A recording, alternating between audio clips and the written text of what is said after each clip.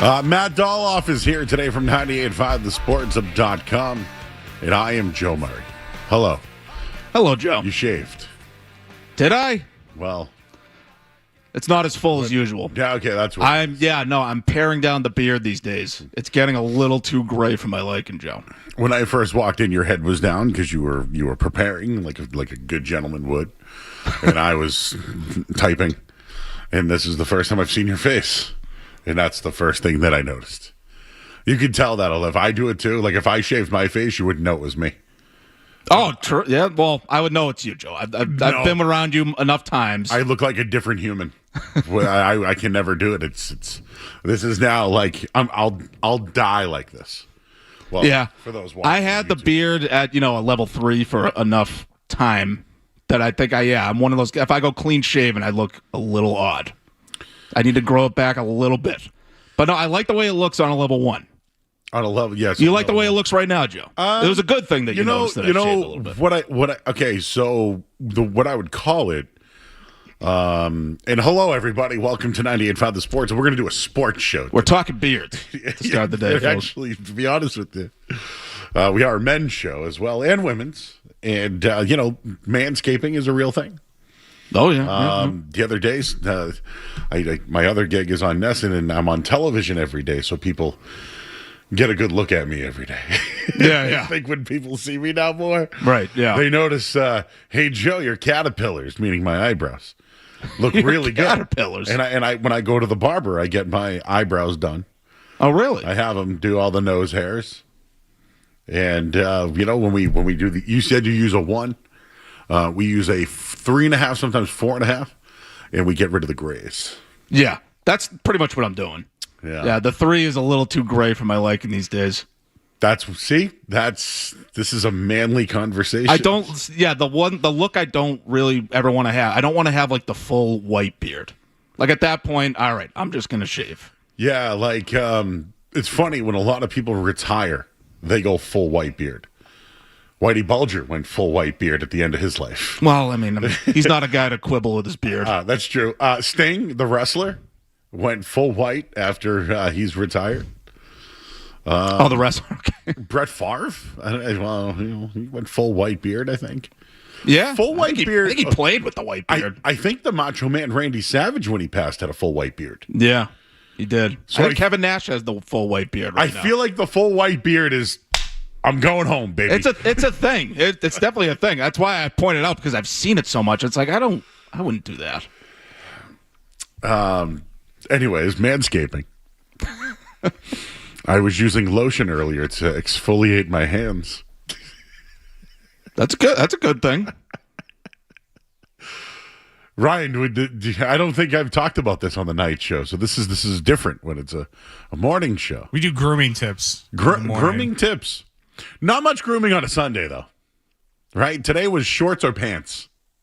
That was kind of that was my ordeal when I woke up this morning. I'm starting to get those like white, straight, like singular white hairs in my beard now. Mm-hmm. And it's like, how can I just get in there and just get that single one? It's called the 3.5 buzzer. You can't do it. I have a guy. I can send you to him if you'd like. He's in Winchester, Mass. No chance. I'm driving to Winchester to shave the whites. Well, listen, I don't. Why am I driving to Winchester? I go to a guy. No. No, you can watch a YouTube video and learn that yourself. That's true. That is true. All due respect to your guy. Oh, my guy is fantastic. Listen, I'm sure he does a better job than I would do on myself. It's hard to make me look good. I will say that. We have a packed house here tonight. We have staff. We have 2 producers today, Joe. How about that? And I like that. Thank you very much for our great assistant program director, Jim Louth, and Rick for approving it. We have Ryan Garvin here running the board, as I would call the executive producer today. I'm always here. And our associate producer his name's Joe Ariano. But he goes by Street Team Joe, because we've known him from the Street Team. If you did an event ever in your life, you saw Joe. And there's 2 Joes, so Street Team Joe is kind of what he's been. See, Joe and I just formally introduced ourselves to each other earlier. Well, how long have you worked here, Joe? A while. Where is he? I thought he was like the new headphones? guy. No? No, He he's is got hired. headphones. Wow. See, Grab that microphone. the first thing I teach people is to bring headphones. I'm sorry, I was just on the phone with JP, my man. Oh! JP and NP. Oh. Matt, yeah, so I've been here for maybe a year with the Sports Hub. Oh, okay. A couple of years with the street team. Just kind of wandered in one night and asked Joe if he needed help. And it was just him and Skaz. And they're like, yeah, you can answer some phones. And that's how it started. The rest is history. There you go. I like that. You get the old-fashioned way. The old-fashioned way, just walk in. There's too many people out there, and I'm not going to name names or anything, but there's too many people out there like DM you 12 times a day. Hey, the Sports Hub hiring, what's going on here? You know? I And will there's certain people that like, I'm happy to talk to them about a thing. But then there's people that have like no experience, they've never been on the radio or anything. Yes. Or it's like, don't send me 12 DMs. I'm gonna tune you out. I'm glad you brought this up. There are people that are in the business that reach out to me and say, That's "Hey, Joe." different. That's and I different. say, hey, man, why don't would you want to do a hit since you were at camp or you were down at the game? Want to do a hit on the night show? We'll see how it goes. Yeah. If you're good, we'll give you another shot. Right. If you're so-so, you probably need more reps and maybe we'll use you another time. But that's a great way to get on. And sometimes, like, being the writer or being at the park helps you get on the air because you can give your insight from the game, right? See, this is where I think people get sorry to cut you off, but this is where people get tripped up on it. Is that Joe did it the right way? He said, whatever you need. Yes. He does the street team. Now he's in a producer role, like he's working his way up. He's putting in the time and all that. The people I'm talking about think they're going to go straight on the air. Yeah. So, yes. They can send me a DM, and I'm just going to give them an on-air job. 20 years ago, that was me. 20 years ago, I was in the car business. I was listening to the guys, and I'm like, I can do this. I played sports. I can do this. So I went to broadcasting school. It was Connecticut School of Broadcasting. You probably heard the ads years ago. I don't know of any other broadcasting schools in America. Well, I showed up, and my first day, Marshall Hook was my teacher. Oh, wow. Because he was in the business, right? We were learning from people that were in the business that became, I would call them teachers, or they would do certain, topics, and Marshall did traffic and did weather and was updates. So, and then my second day was John Anik. John Anik is now the play-by-play announcer for UFC, along with Joe Rogan, Flex. And tonight, Ryan, is the big UFC 250. It's the UFC big old claw card. What is that? What they're calling it? That's what I'm calling it. No, they're calling it UFC Freedom 250, which feels a little campy. But it is. It's the White House card. It's the card that they announced. God, they've been talking about this for a few years now. I said, "There's no way we're gonna have this. It's not happening," and here we are. They're having fights on the south lawn of the White House. This one's going to be a social media dumpster. You keep saying that, and I'm ready, baby. I need to know what. I'm sure we're going to talk about. I hate to say it. I feel like I haven't heard any. What does that mean? I haven't heard any actual sports buzz for this, if that makes sense. All I've ever seen is just one absurd detail after the other. Yeah, well, that's where I'm going. See the absurdity of this is what I need because I am obviously way too close to it. So it's like the third time I've heard Joe say, "Oh, the social media," and I'm like, "What? Am I just so close to this card that I'm not seeing the forest through the trees here?" So I don't know. From a social media standpoint, I'm sure there's going to be a lot going on, but yeah, I'm like I said, I'm way too close to the fights. I've so many. Yeah, you're locked into the fights. This is a card that they've built that they're excited for. They're trying to get big names there that keep turning them down. But yes, the social media end of it, yes, I am, because TKO and WWE are the same to me now. Yes. Well, when I see all the social media for WWE, I can only imagine what it's going to be for UFC. So maybe that's why I'm conditioned that way. Gotcha. Hey, however you got to watch it. And we'll talk about it. If people want to talk about it, we have an expert here with us, 617-779-0985. But Matt, yes, years ago I went to broadcasting school, and then I did an update. They gave everybody these sheets so they could read an update, but I wrote my own. And I knew how to use the equipment because I played music in the past. Mm-hmm. So when I got into the thing, I went, "Oh, I know this. multi-track. Oh, okay, because I used to do guitar, drums, Right, bass, yeah. and sing, and I'm like, whoa. And, So when I hit Pro Tools or whatever. It was Reaper. Adobe Audition, I think. It's the Adobe, same thing yeah, as that's what I use now, Same yeah. thing as News Boss. They're like All about the same. They're literally there's infringement with those two there. Maybe they're partners. I don't know. It's the same thing. But anyways, yeah. And then he was like, "Oh, you got a pretty good voice." I'm like, "Yeah, I used to try to sing years ago. You want an internship at my station?" And so I was an intern. And I tell people this story because when I showed up that day, it was 2000. It was summer of 2007. So the Celtics stunk, and they were about to trade for Kevin Garnett. And the Red Sox were obviously going to be a powerhouse. And what I would do is I would record Matt Dolloff on a VHS every Red Sox game. And I would come in, the show was from 6 to whatever in the morning. So I'd show up at 5 a.m. and put in the VCR and run the sound and cut out all the home runs and the runs on a VCR. Yeah, that's crazy. I used to record wrestling. Every Raw, every pay-per-view, had it all on VHS all throughout like the Attitude Era. I kind of wish I still had those now. Now they're like censoring stuff. It's kind of hard to find things. You won't be You able got to to- subscribe to that. I kind of wish I still had the tapes. It's funny you say that. Yeah, because if you go to the WWE Network, they scrape some of the stuff. There's some scenes you can't see anymore. Did some stuff from the 90s not age well? Yeah. Oh, yeah. Oh, for sure. Yeah. You know You can what? find it on, like dailymotion.com or whatever. Yeah, something like that. In like 240p. But yes, Matt, when I got into the business, I started as an intern. And then how I got hired was I went into the office. And what they would do is sometimes one of the guys couldn't be there once a month and they would have had to pay someone to come in. So they let me come in. And they There you have to go. pay me. So, but how I got hired, I went into the program director's office and I said, "Hey man, you think I can get like a producer job here? You want a producer job? Done. $10 an hour." Literally said that to me. See, there you go. But you had the internship. You learned how to do stuff. You proved yourself.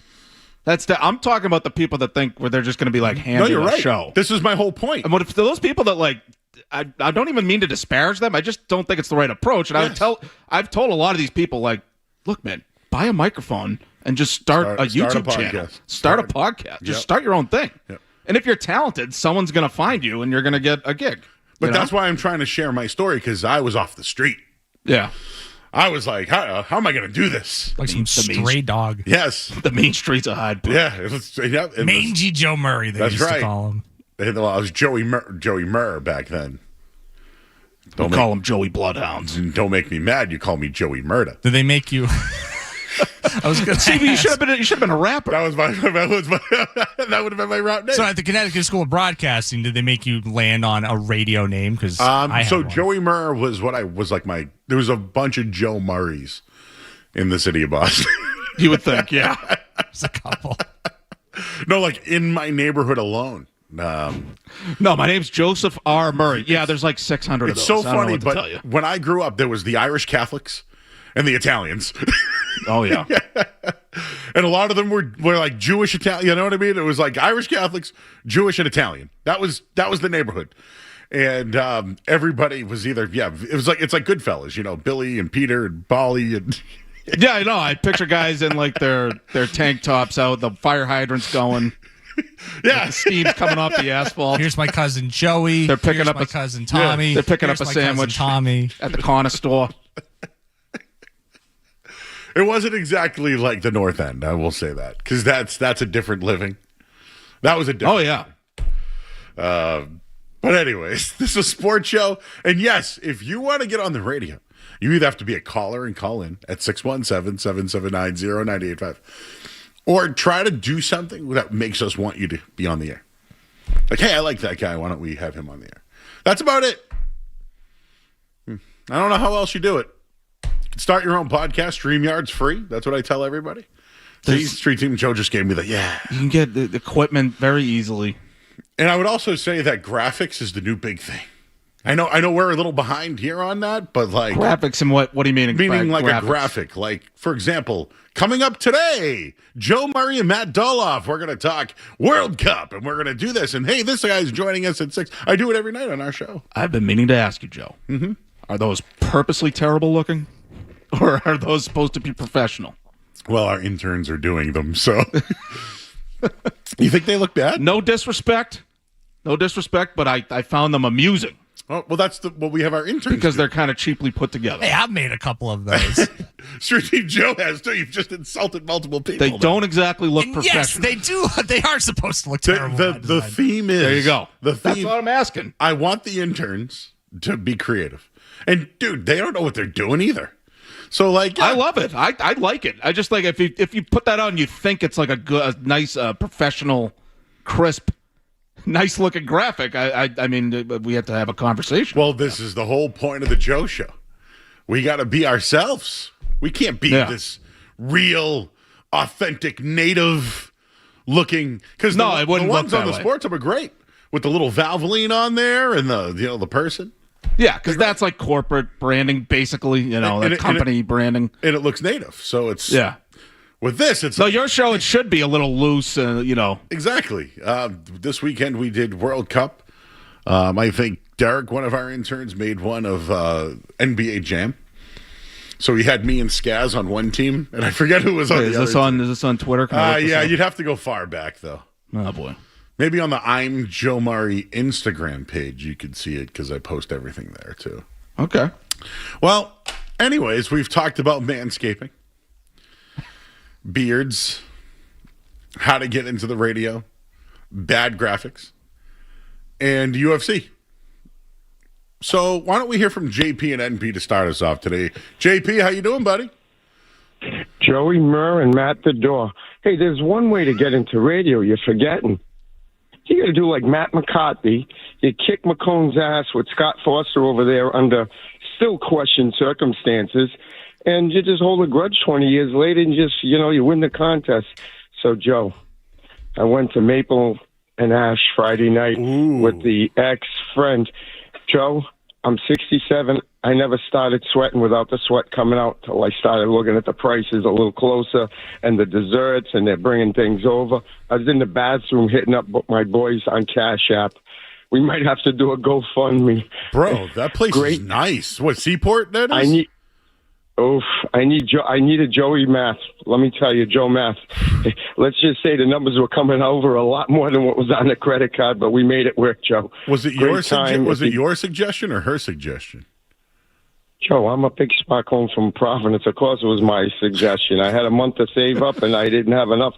Of course, come on. You got to play a big shot. I got a doing question it to on- ask. Do you still get appetizers even though, like, let's say I want a nice steak, but it's $85, and you want a glass of and then wine, but that's $48? Do you still get appetizers?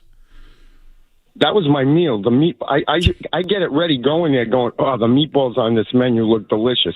It's also the appetizer. It's what every guy's ever done. The more their meal goes, the down mine goes. Hell, some days I'm eating a salad, Joe, because I'm trying to be healthy. It's just price averaging, Joe. Yeah, the Sesame And Caesar in a there, world- $19 I see right now. You know what? The salad was good. It was in my budget. Next time we'll just plan a little better. Thank God a couple of my boys came through. And Joe, I'm rooting for Scotland. We need these guys in the city every day. Ran into a few of the fans. They're awesome, Joe. You got to get like somebody on one of your shows while the Scottish team's around. These fans are fantastic. I love it. Brought a little life to the city. And who knows, maybe, one night you could do a Joe show on worst MBTA line in the country and Green. trying to get the Foxborough. Green or orange? Those are my two candidates. Orange is good. Get you right over to State Street. You go down to Mariel, get some drinks there. Beautiful. It's a beautiful thing. Green line, that's like a roller coaster, Joe. I might as well be going to Riverside Park and going up and down the roller coaster when you take that bend going to Cambridge. But heading to do a little golfing and lunch over at 51 Rocky Neck for lunch over in Gloucester, Joe. I'll let you know how it was tomorrow dude. night. I love Gloucester. Tono is a spot you would like. Tono. Yeah. Yeah, we're going to the point there, right there in Newtonos, Beautiful. huh? Yeah, beautiful. Blue Poport's over there and everything. Yeah. Yeah, and then it's the one time I don't sound Italian going over to Gloucester, so I'll give you an update tomorrow night, let you know how it goes, and maybe I might need some of the callers' help by tomorrow night, Joe. We do a GoFundMe for JP. Appreciate you, bud. Go, JP. All right, buddy. Thank you, man. I do want to talk about the New York Knicks winning the championship because it's a sports show. But yesterday was kind of an interesting place in the city. Was it? Oh, I wasn't in the city yesterday. Me I was either, out and about me either. on Friday. I was like running errands, and I was just randomly, walking by, encountering a lot of people from the UK. You could just tell by their accents. Yeah, they've come in. It's good. Bagpipes at 6:30 in the morning, though. That's a punch in the face. I think the first time I would go out there and I would go out there and talk to them. You'd have a conversation. I'd enjoy it the first time. I'd go out and say hi and all that. Oh yeah. If they keep doing it, The only time I've ever heard bagpipes at 6 a.m. is at Doyle's in Jamaica playing. Is this Roddy Piper's song? Yeah. Isn't that just like the bagpipe song? Yeah, Is there more than one song. bagpipe song? No, it's just the one. They have one song, but it's like Bruce Lee. Like you practice one move 1,000 times. This time of year, though, honestly, I've been getting up at like 5:30. Like the sun's up at 5 o'clock. I hear these birds, days. And it's like 72 by 6 a.m. Like, how do you even stay in bed at this time of year? Unless you have an AC unless that you puts work you at nights. if you have an AC that puts you at like 55 degrees in your bedroom, maybe you got to get out of bed. We also have Cece here today. It's like Cece DeVille. Oh, we got 3 people back there. Wow. And Cece interned, I believe, on the morning show. Yes. Okay, yes, because I remember her. I met her dad. I asked her about that too. I was like, "There's no way we have 2 different people." No, and Interns named Cece. and she was also would like to learn. So, like I call it the Joe Murray learning tree.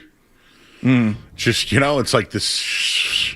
And then I don't know if I'm the one who should be teaching people how to do this. Right, who's on your tree? Are there notable examples, or are we talking like a Bill Belichick? Well, here? actually, yes. Trying to think of who's not, but Bryson, who worked with us. I know I could give you a bunch of names, but a lot of guys have gotten jobs. Everybody, and I've given referrals for all of them. River, who we just had, just got a full-time job in South Dakota. I told him he was crazy.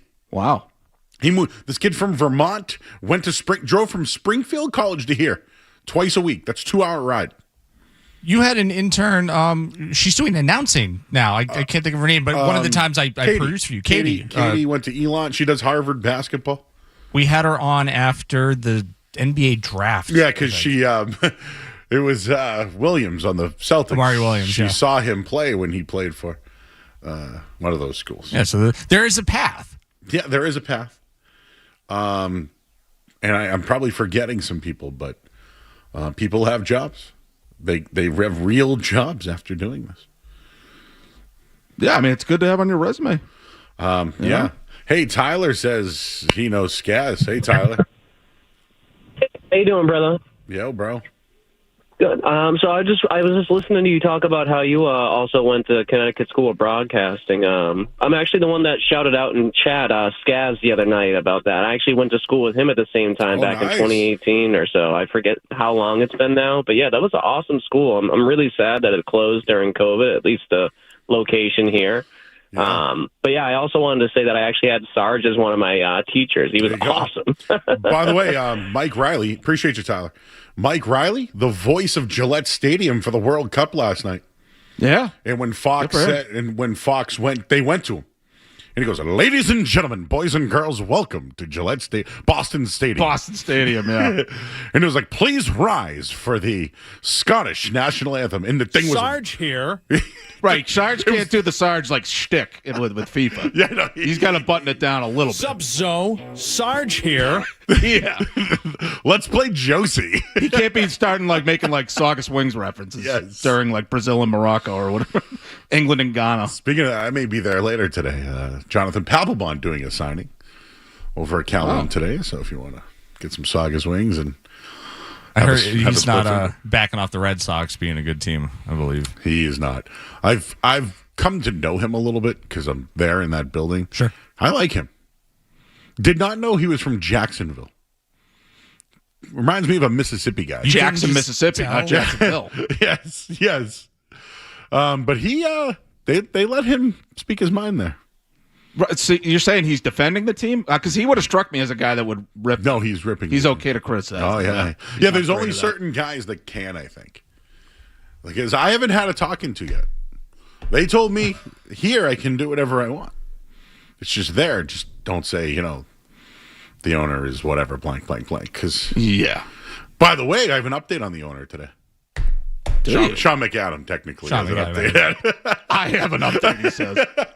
He technically report. It's a joint collaboration between I have an update Sean from McAdam and Joe Murray. the internet. He reported it, but I haven't. Isn't that a great way to do a show?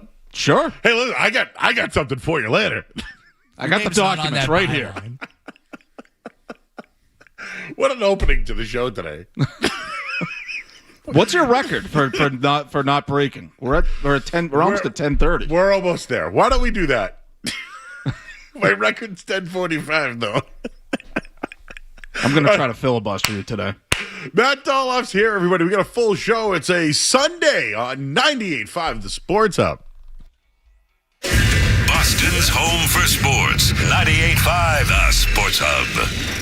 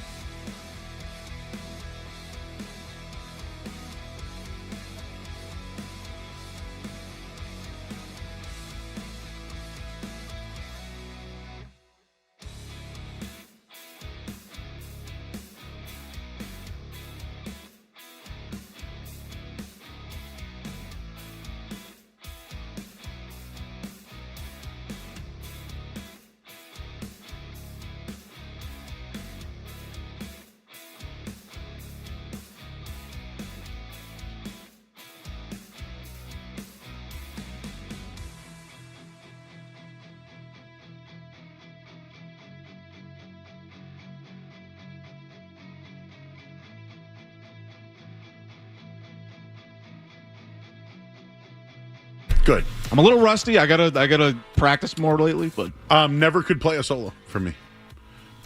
Tabs, chords, riffs. Can't do solos. I'm good at tapping, so I figured out the tapping part in Eruption. That's Ooh, probably Eruption. Okay. It's probably the craziest solo I would know. I got to relearn it now though.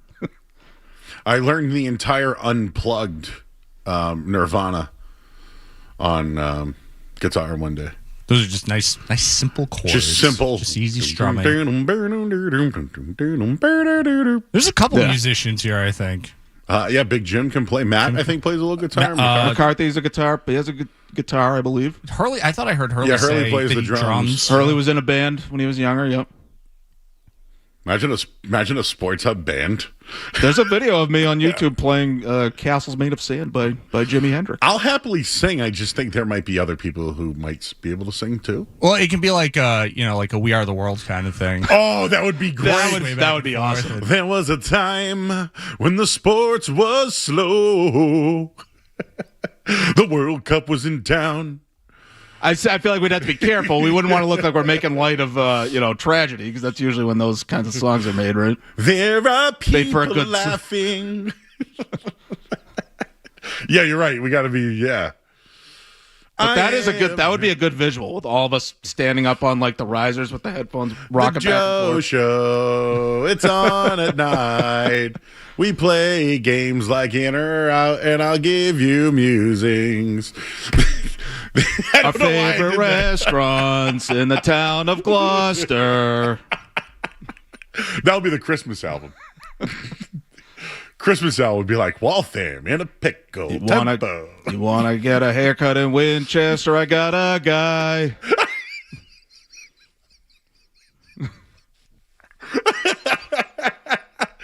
Christmas, I'm telling you. Christmas albums. We'll make it happen. So sports, huh? Yeah, I guess. The New York Knicks are the champions, everybody. I'm curious to know this question today, and I'll get your thoughts, Matt, as well, at 617-779-0985. We're from Boston. Generally, we don't like New York. I grew up that way. It's in my blood. I'm happy for the New York Knicks. I'm happy for them. I'm glad that they got their championship, Matt. I think that yesterday I was called a fraud because of this, which I'll take. I'm a fraud. Fine. I'm a fraud. But, I just remember back to 2004 or 5 when Mariano Rivera got introduced after the Red Sox won. And what did he do? Tip the old cap, right? Yeah, he smirked and tipped his cap. One of the greatest moments. I mean, seriously, like there's good moments. That was a good moment. Like the national anthem, everybody singing the national anthem, right? In 2013? In 2013. That was fantastic. Sure. Those were great moments. The New York Knicks winning last night was great for them. I don't know if we'll have to hear from them anymore. Like, I think they're one and done. That's it. That's every team these days. But they beat the Celtics. They were better than the Celtics. So if you want to call me a fraud for saying that I'm happy for New York and good for them, if anyone's a fraud here, it's the Boston Celtics. And that's my take. I'm happy for the New York Knicks. But what's fraudulent about your take? Like, who's You're arguing? from Boston, Joe. You can't be rooting for New York. It's crap. It's crap. Bleh. Okay, I guess I'm nitpicking the fraud word choice. Why are you rooting for the Knicks, Joe? Well, I bet them, first off.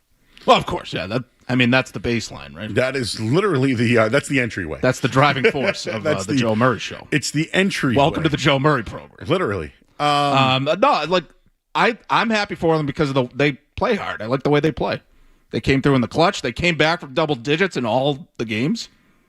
So I just like the way they play. If they were like flopping everywhere and, they kind of backed their way into a championship, I wouldn't be happy for them. May I just say that this isn't a hot take, right? Victor Wembanyama, the biggest name in sports, the face of the NBA, choked away the NBA Finals. Fact? He came up short. Fact? No, when the games got tight and it came time for him to come through, he did not come through. And, while I'm at it, their coach What's the difference between him and Joe Mazzulla? The Spurs coach? Yeah. They're about the same, I would say. Exactly right? the same guy. And what they do? Up with double-digit leads in all 4 losses. They're up by 29, 14, 12, and 12 again. But just keep hucking up threes. Keep putting De'Aaron Fox,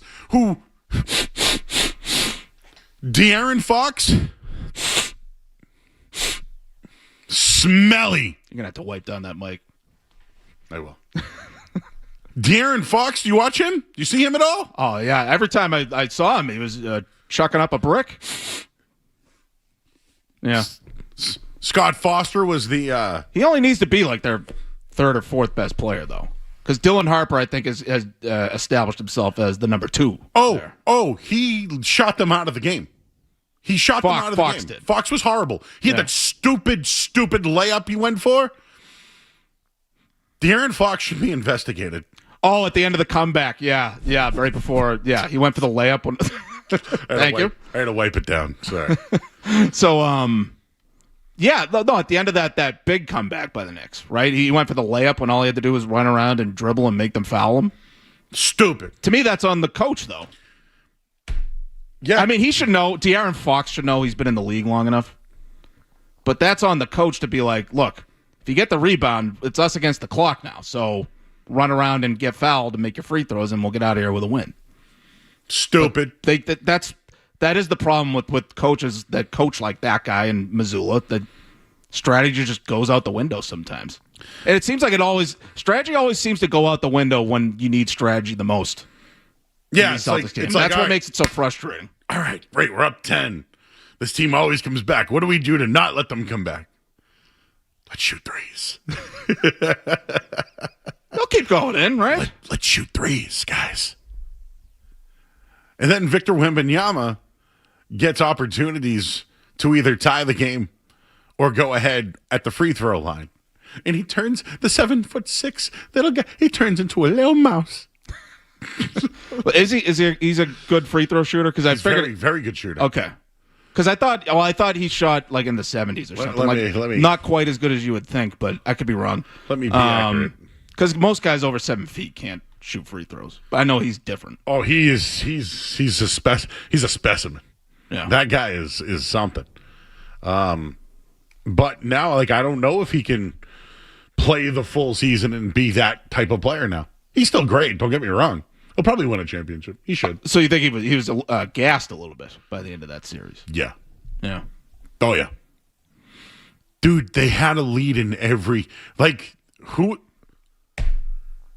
I think The Spurs blew the series. I think if you're down 1 and you have that one last possession, you're the Spurs and you're down 1 with one last possession. How do you not just chuck it up to Wembanyama and he just drops it in the hoop? How does that not unstoppable? They were in the Oklahoma City series. They were doing that, and they couldn't do it again because Karl Anthony Towns decided he wanted to play. It's funny. It took last year's Celtics Knicks series for him to want to play. 83% free throw shooter. Okay, that's pretty good, right, for a guy that big. That's better than I thought, but you would think he's even better than that because of how he shoots the ball in general. Curious what the league average is now too.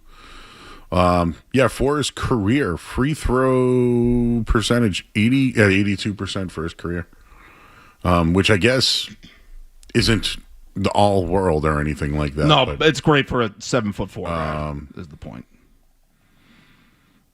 And I'm pretty sure the Knicks won last night with Karl Anthony Towns doing nothing.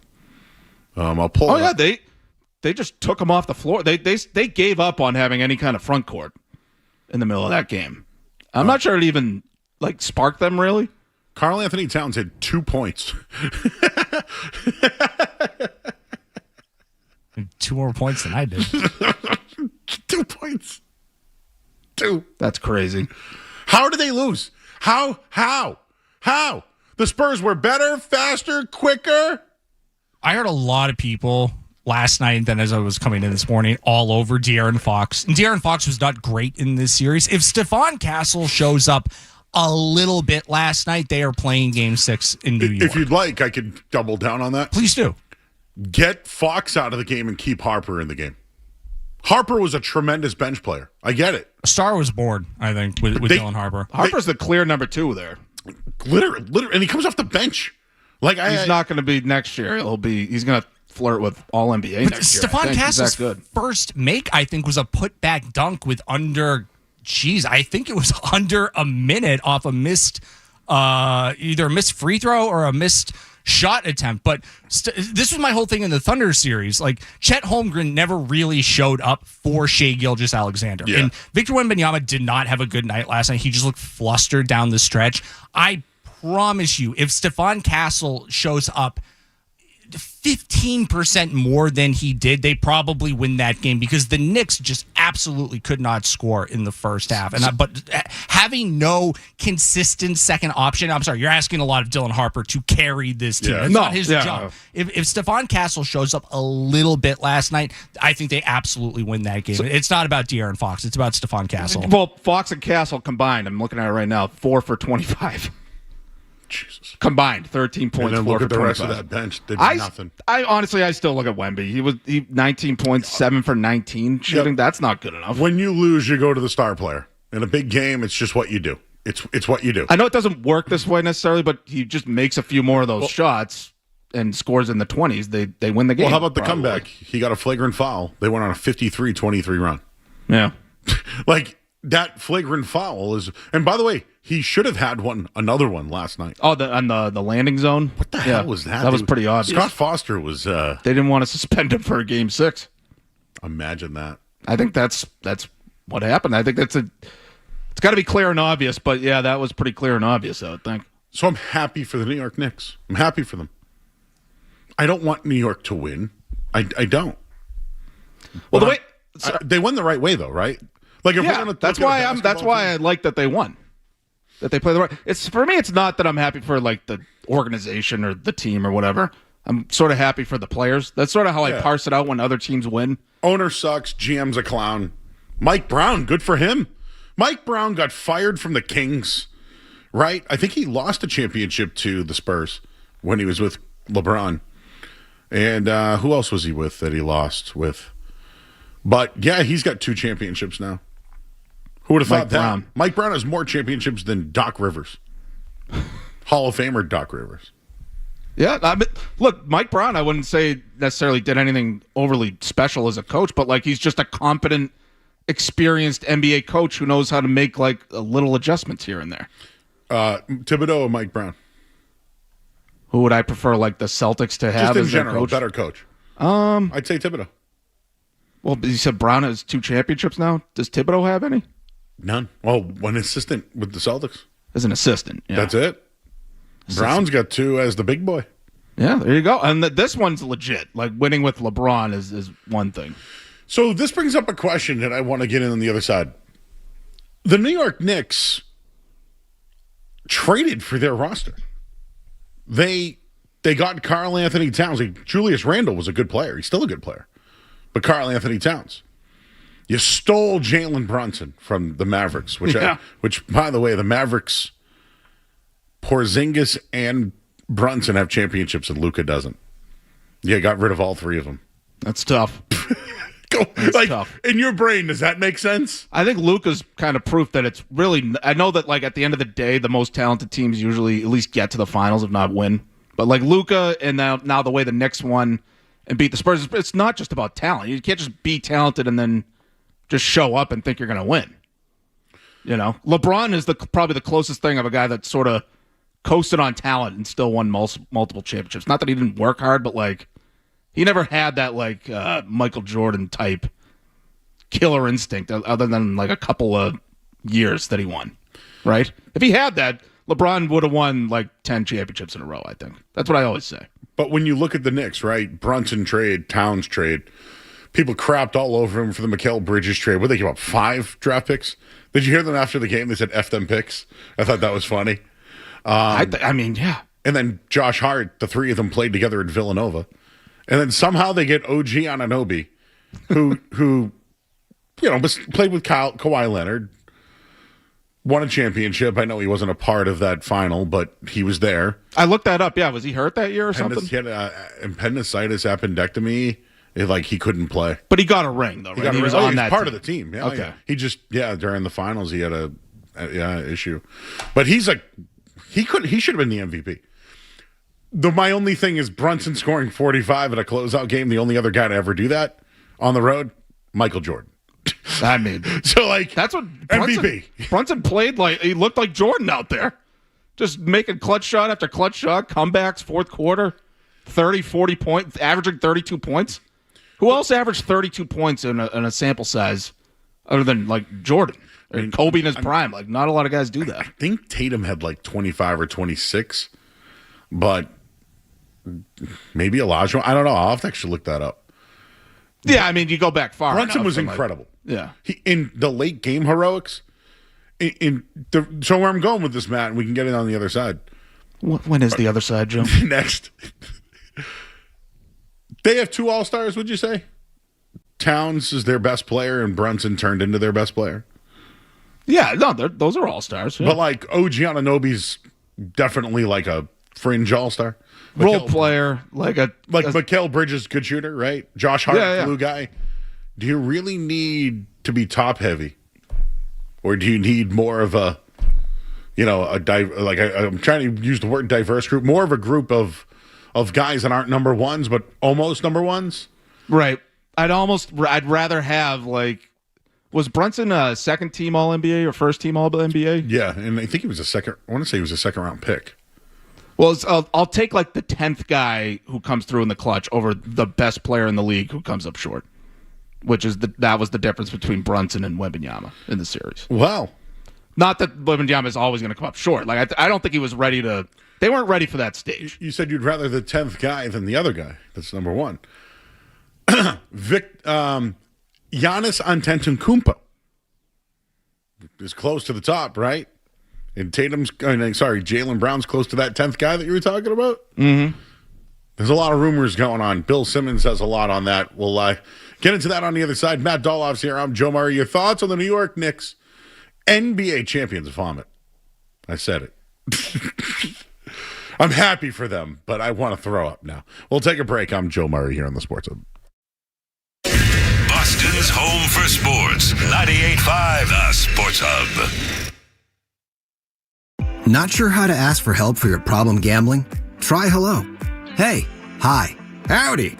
Anytime, anywhere, anyway. Call the Massachusetts Problem Gambling Helpline at 800-327-5050. CertaPro Painters wants you to know that you can trust them to get the job done right because they take pride in what they do. I can't tell you how many times they've done my house. We can't see a spot of paint on the grass outside. The process is worry-free, starting with that free estimate, reliable communication, and professional painting, all at the right price. When you choose CertaPro Painters, you're partnering with trusted local professionals with over 70,000 five-star reviews to make your house feel like home. Schedule your free estimate online today at CertaPro.com. That's Certa with a C. Each CertaPro Painters business is independently owned and operated.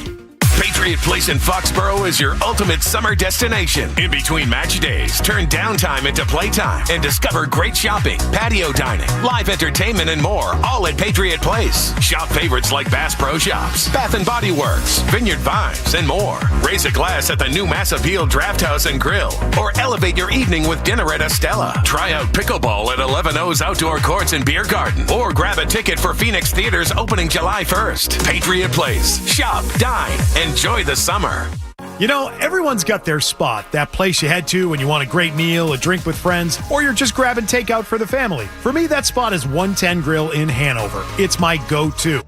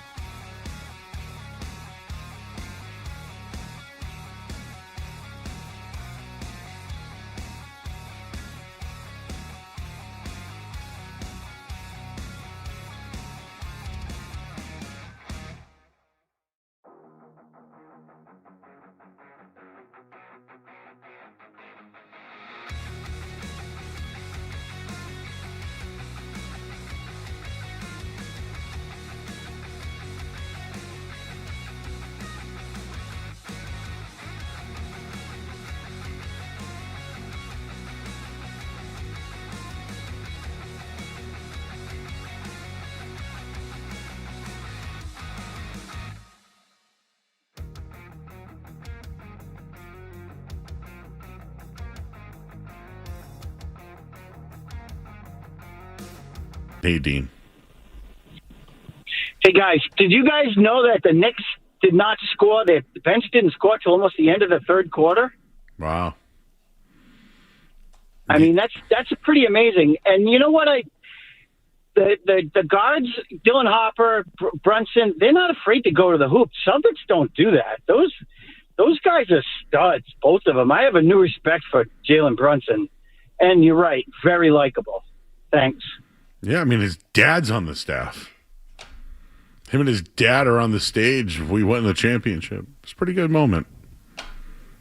It's a pretty good moment. Yeah, I mean, but to his point, I don't know if the Celtics aren't afraid to go to the hoop. I don't think they want to do it. That's just not how they play. No. That's what I think he said. I'm not saying he didn't say that, but like, I think when the Knicks play the right way, you're supposed to attack the hoop in certain situations. You can't just chuck up threes. The Knicks pass the ball more. Like, that's kind of their offense, right? They play basketball. You penetrate.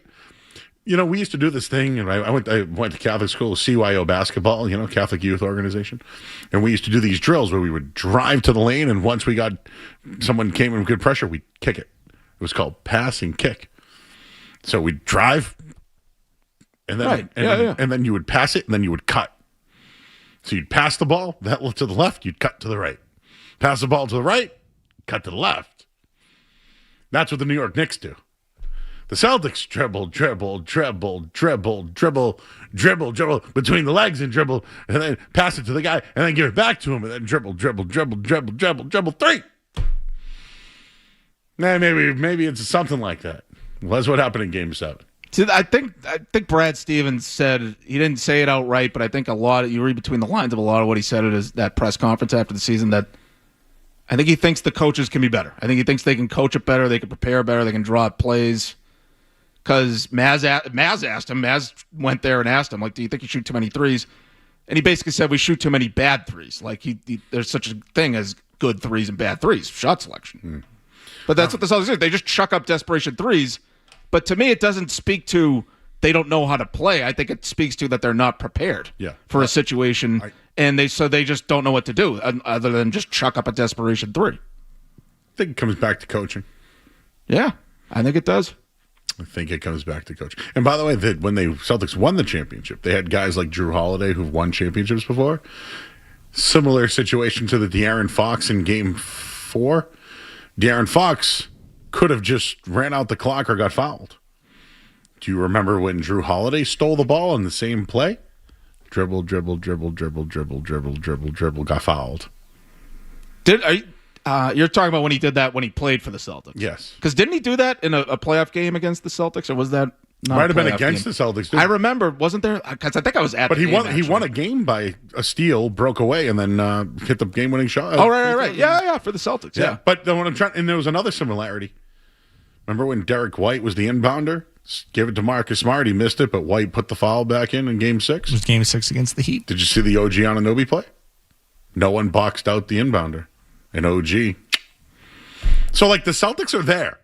They're there, right? Like, they're there? Kind of. Talent-wise? They're kind of there. They're just missing something. What is that something? Bill Simmons has a thought on that. We'll get to the next hour here. What's the hourly? I'll read it. Is it Valvoline Instant Oil Change? I got it. Oh, you got it. This hour of the Sports Hub is brought to you by Valvoline Instant Oil Change. Enjoy quick and convenient vehicle maintenance this month. Visit NewEnglandOilChange.com for 15% off your drive-through oil change at Valvoline Instant Oil Change, the official oil change of busy people. We'll have hour 2 next on the Sports Hub. Boston's home for sports. 98.5 The Sports Hub.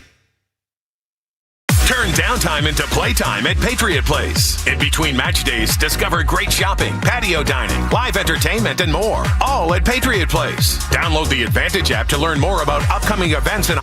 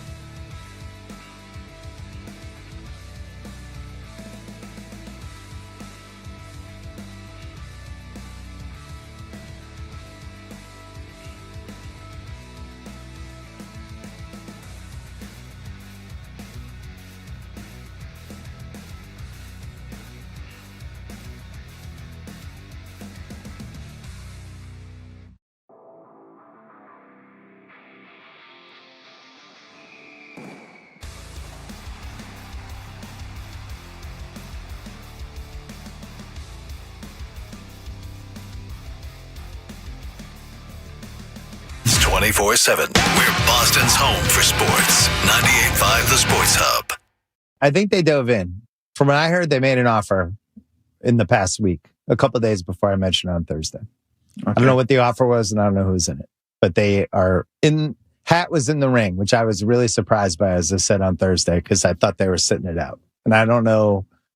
Do you think something changed? Do you think they looked at this from every angle, or that they realized, oh, that's it for the Miami offer? We can beat that? Like, what would have changed their mindset? Because I do not think they were in on Giannis at the beginning of the offseason. Street Team Joe, CC back there. We got a full house, and we're busy. House on a Sunday. I love it. We're going to do some video today. We're going to be on our social team. This Giannis trade. All right, so Bill Simmons says they were out of it, and then now he hears that they're in it. Well, did he say they're out of it, or did he say, like, I'm not sure Celtics really want him that much?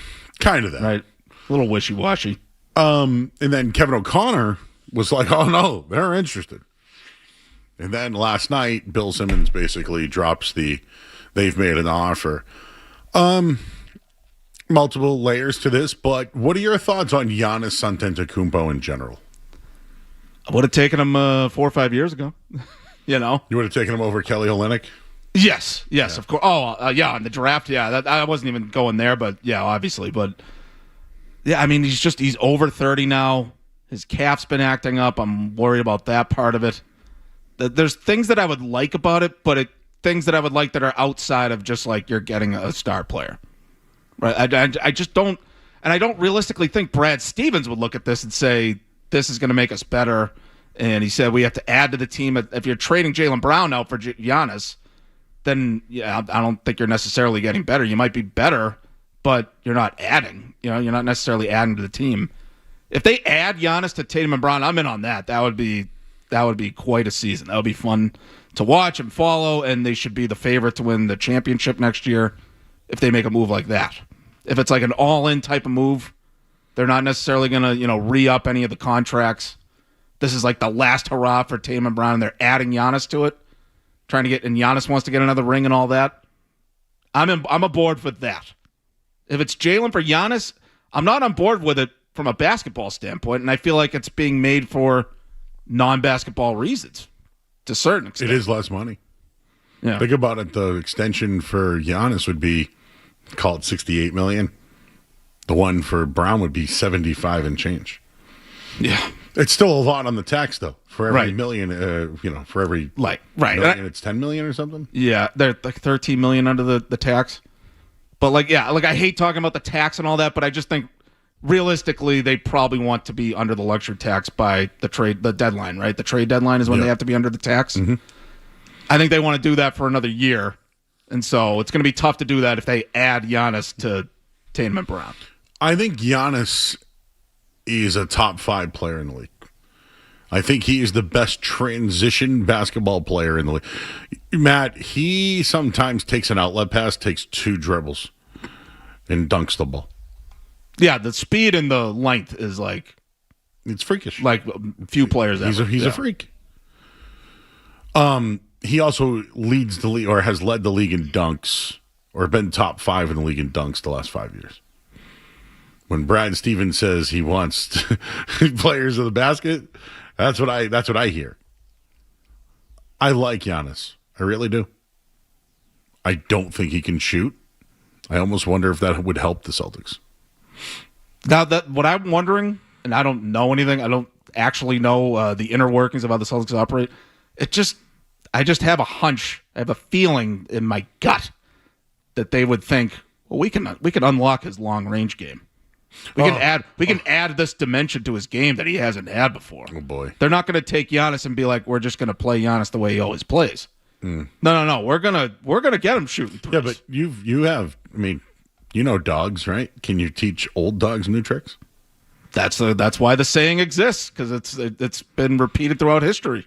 Like I understand he plays in Milwaukee, right? They have to bring his family in there to make him happy. Doc Rivers was the coach. It was horrible there. It was horrible there. Making him happy, I'm not worried about that at all. Boston will take care of him. I'm not worried about that part at all. Just to compare, because people love doing stuff like that, I think acquiring Giannis would be bigger than acquiring Garnett. I know in hindsight, or in the thinking about it at the time, I don't think anybody knew the attitude that Garnett had, and his defense was tops in the league, and he was one of the best big man shooters, and his intensity. Like, Paul Pierce was the captain of the team, but it was Kevin Garnett's team, right? And Ray Allen fit in. And I'm not trying to go back to that, but I'm trying to tell people that, like, Giannis is that type of athlete. Like, he's a phenomenal basketball player. See, Garnett, I think I would maybe not at the stage that they traded him, but he was like top 2 player. Oh, well, I think he was the MVP in Minnesota. I think he won an MVP in Minnesota. He was literally like 1 or 2 in the league. Yeah, like he was several years. Giannis has had a couple years where he was 1 or 2, and now he's fallen back a little. Yeah, bit. But I guess what I'm trying to do on the comp is Giannis is like that type of move. You get him. Oh yeah. I like the idea of the three of them playing together. I like the idea of trying to give Jalen an extension and Giannis an extension. Seeing if the three of them could potentially coexist. I don't know who would be on the team after that. Like, I don't know if Derek White's still here. I don't think Peyton Pritchard's going to be here. So they had Sam Hauser probably won't be here. No. You got to replace the guys that are making like $4 million with guys that are making veteran minimum. So like, you got to make a guy making 13 to Sam Hauser makes like $10 million. You got to replace him with a guy you already have. Like, just have. Could Baylor Shireman? Baylor Shireman could be the Sam Hauser next year. Could Ron Harper Jr. or somebody? Well, Max Shulga replace Hauser. The way Derek White shot the ball this past season, Joe. Like, he kind of lost his value. You can get a guy that's just a mediocre shooter, a good defensive point guard. I know Derek White's like the best defensive point guard in the league, but you can get a solid two-way guard that did what he did last year, or something close to it for a lot less than $30 million. You just start Hugo Gonzalez because he's just can defend and run. Exactly, yeah. And he's short money, so it's like, start him. If Derek White's not scoring close to like 18 to 20 points a game, then he kind of loses a lot of his value. Well, I think that's why they gave all these guys extensions, because Derek White at $30 million doesn't look so good right now. Right. But in a trade, it looks really good. Yeah. Right. And you mentioned Jalen, his contract. I'm not necessarily in favor of like trading Jalen Brown just to save the money, basically, like trade him for picks and pieces and whatever, like just start over at that spot on the roster. But he is kind of overpaid, I think. Isn't he like 4th or 5th highest paid player in the league? Who's that? Jalen. Jalen. Oh yeah. He's if not he signs an extension, dude, he's going to get like, and he's not the $350 million. Right. He gets paid like he's a top 5 player in the league. Basically, he's not a top 5 player. I love him. He's great, all NBA caliber player for sure. But if they look at his contract and say like, I think we can get better bang for the buck out of someone making a little less for a similar production, and then we fill out the bench. I'm not necessarily I'm not in favor of trading a star player away. But if their goal is to be under the luxury tax, if they have to do that, then they gotta find value, and it's going to be hard to improve and play better and have a better roster being saddled with a contract like that. And you mentioned the other contracts under him. Like, they got to get out from under those if their plan is to get under the luxury tax, which I'm like, Jalen Brown's contract was fine when they were saying we don't care how much it costs, we're going for a championship, right? Now that they're managing it, it's like, can we afford Jalen Brown making $60 million a year? You have 2 players making $120 million. Right. And it's not that you like, I want them to add Giannis to that, but now you're going to have 3 players making 180. Basically, yeah. I would like to see, in a perfect world, can the 3 of them play together? And if they can't, Jalen gets shipped at the deadline, and then you're under the tax, and you go for it with Giannis. What would that look like? What would a Jalen Brown deadline trade look like? Who's getting him? Who's trying to get Jalen Brown at the deadline? I feel like the teams are like Portland, Atlanta. Portland's got young players. And Atlanta is where he's from. Yeah. And they have some Jalen Johnson. Toronto has Scotty Barnes. Pretty good player, right? I think Atlanta makes the most sense as a trade for Jalen because of the hometown thing, and because if they want to trade him for pieces, like trade him for here we'd call it a 2 ponies for a horse, but if you wanted to trade Jaylen Brown for like 2 players from Atlanta, I also want they might be better overall after a move like that because specifically getting the players that I'm talking about from Atlanta. Also want to make it clear, you're never going to get back trading Jaylen Brown. You're never going to get back the value, never. Right? Like never. So it's almost like you pretty much only have the one real choice that feels like a good choice is to trade him for another All-Star.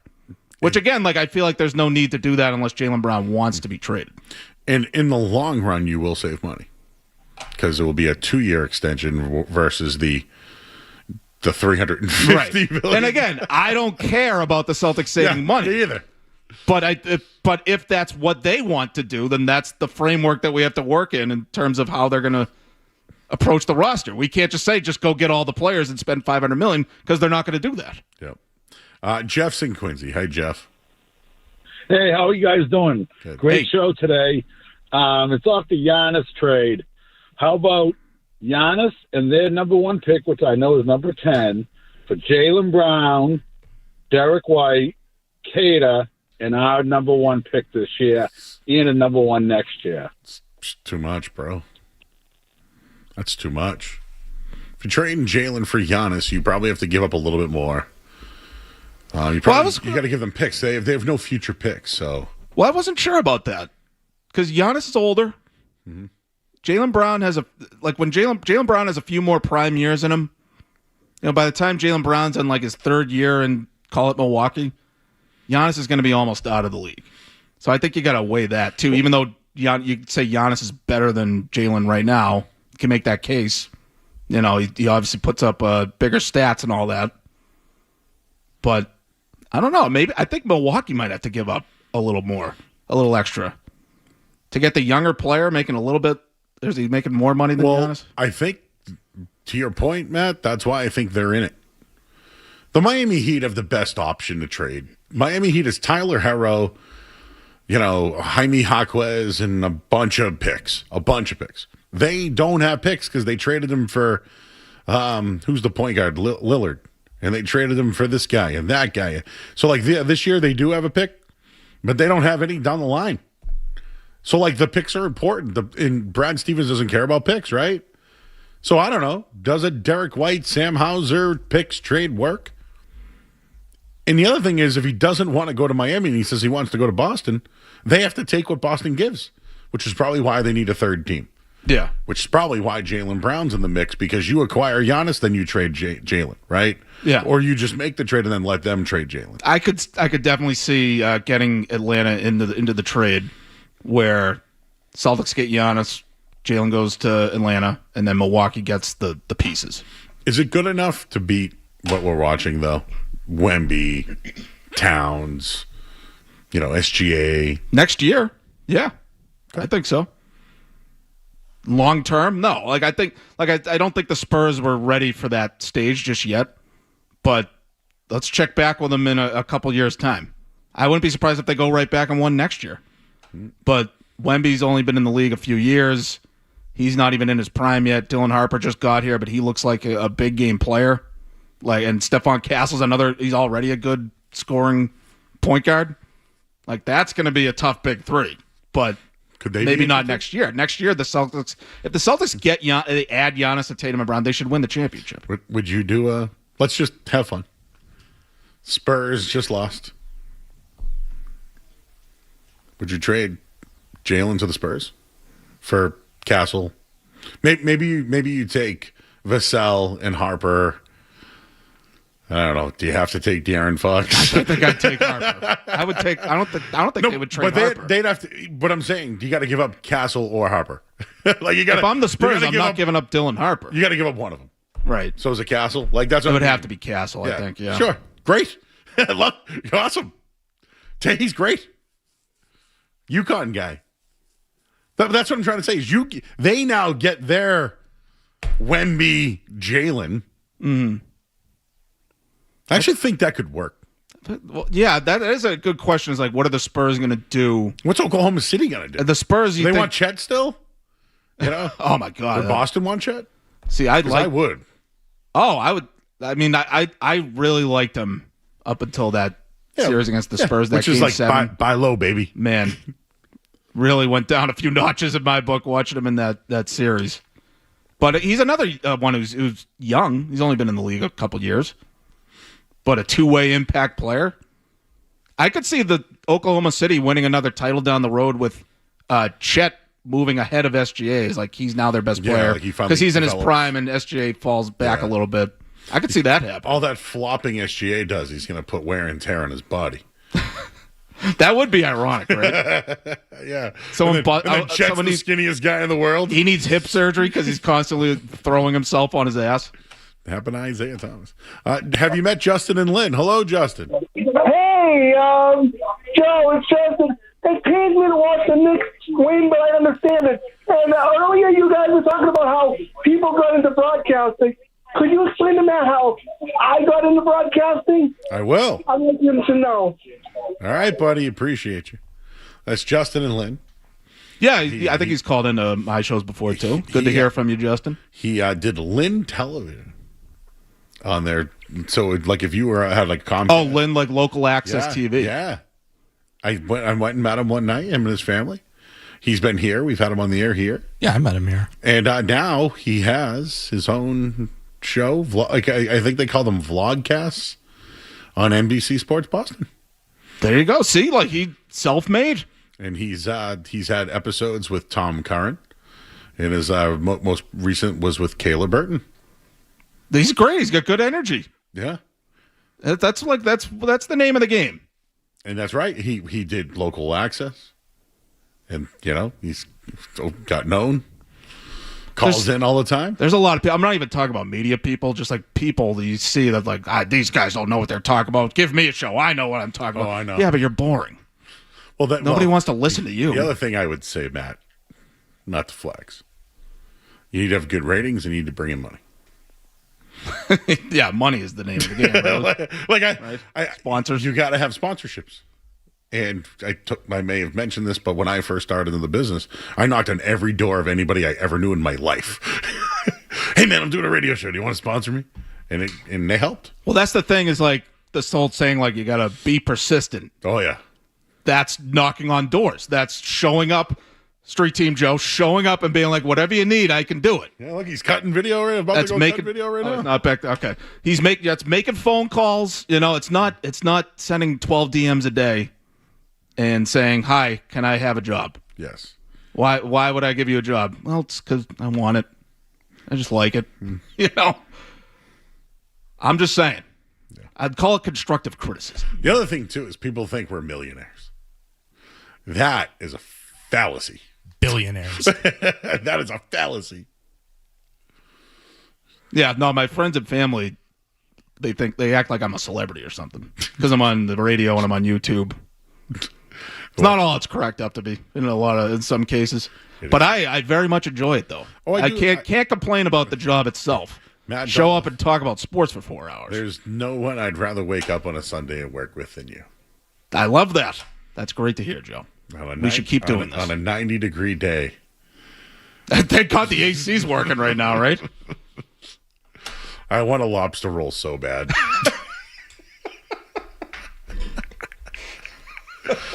I remember one day I called in. I did a call-in. You might have been solo that day. One of our former Tucker Silva was the producer that day. Do you remember? Yeah. It was this show. It was on the 10 to 2. He's an executive producer at another radio station. See, there you go. He's another guy who's talented and works hard and did it. Did it the old-fashioned. He has his own podcast with his brother-in-law called Better-in-Law. There you go. I used to always listen to him when he was on the fantasy show. But it was because I just remember because you asked me, you were doing like with your call-ins like a test, like a 20 questions type of thing. And one of the questions was, what do you prefer? How do you like your lobster roll? Oh yeah. And I said hot buttered. I love hot buttered. It's called Connecticut style, I think, is what they call it. You can't have lobster without. Oh, A little butter. Yeah, and like you're gonna give me that cold stuff with lettuce. I'll eat the cold one, but I mean, I would prefer. Yeah, give me that hot butter. The lazy lobster is when they break it for you, and they put it in a little like crock pot, or they put it in a little ramekin, nice pot ramekin, and then you break up butter and you put like breadcrumbs or maybe Ritz crackers in it. Yeah, Ritz crackers. Lazy lobsters. Oh. That is like, I know someone whose mom made a mean baked mac and cheese, and the secret ingredient was crumbled Ritz crackers on top of it. Oh, yeah. My mom does it with broccoli. You get Oh, a nice interesting. broccoli dish, cheese. It's good for you. Ritz, and I think a little butter. It's good for you. I remember on that same call-in, Joe, it somehow got into the conversation of when I would go to music festivals. I've been to the Bonnaroo Music Festival 3 times. And I think I remember. Not in a this one now. decade. Yes. I said you can sneak things stuff. you can sneak into you can the safe. sneak contraband in. And I said, yeah, but if you just put it in the trunk, they don't usually look so hard in there. You just open it real quick and then they let you go and you're on your way. And then you're like, oh, you don't hide stuff in the front? You like to hide it? You thought I was saying that I would hide contraband in my ass. Yeah. I do remember. I was this. like, no, wait, what? What are you saying? Someone called in and said that's what they do. I'm sure some people have I don't done want to that. smoke Yeah. a joint after it's been in your swass. All right? No, yeah, no, I'm sure some people have done that. But no, the trunk of the vehicle. I got it. Again, the Joe Show. I heard it as trunk, huh?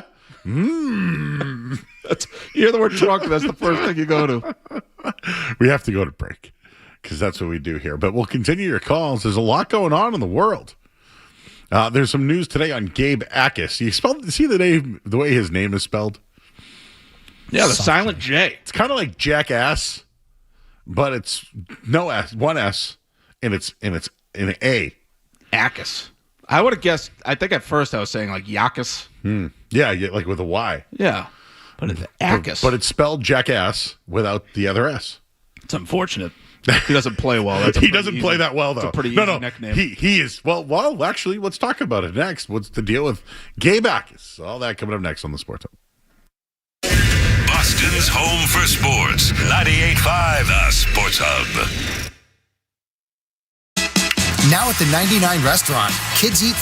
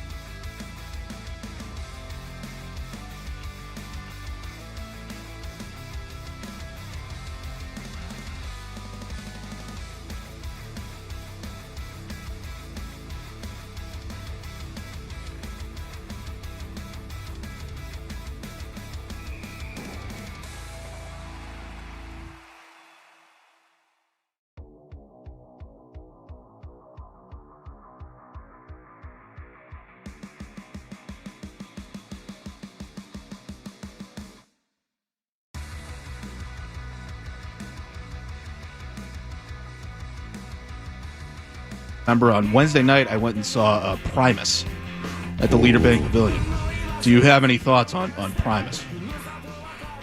So I love Primus. My favorite band, as you may know, is Alice in Chains. Of course.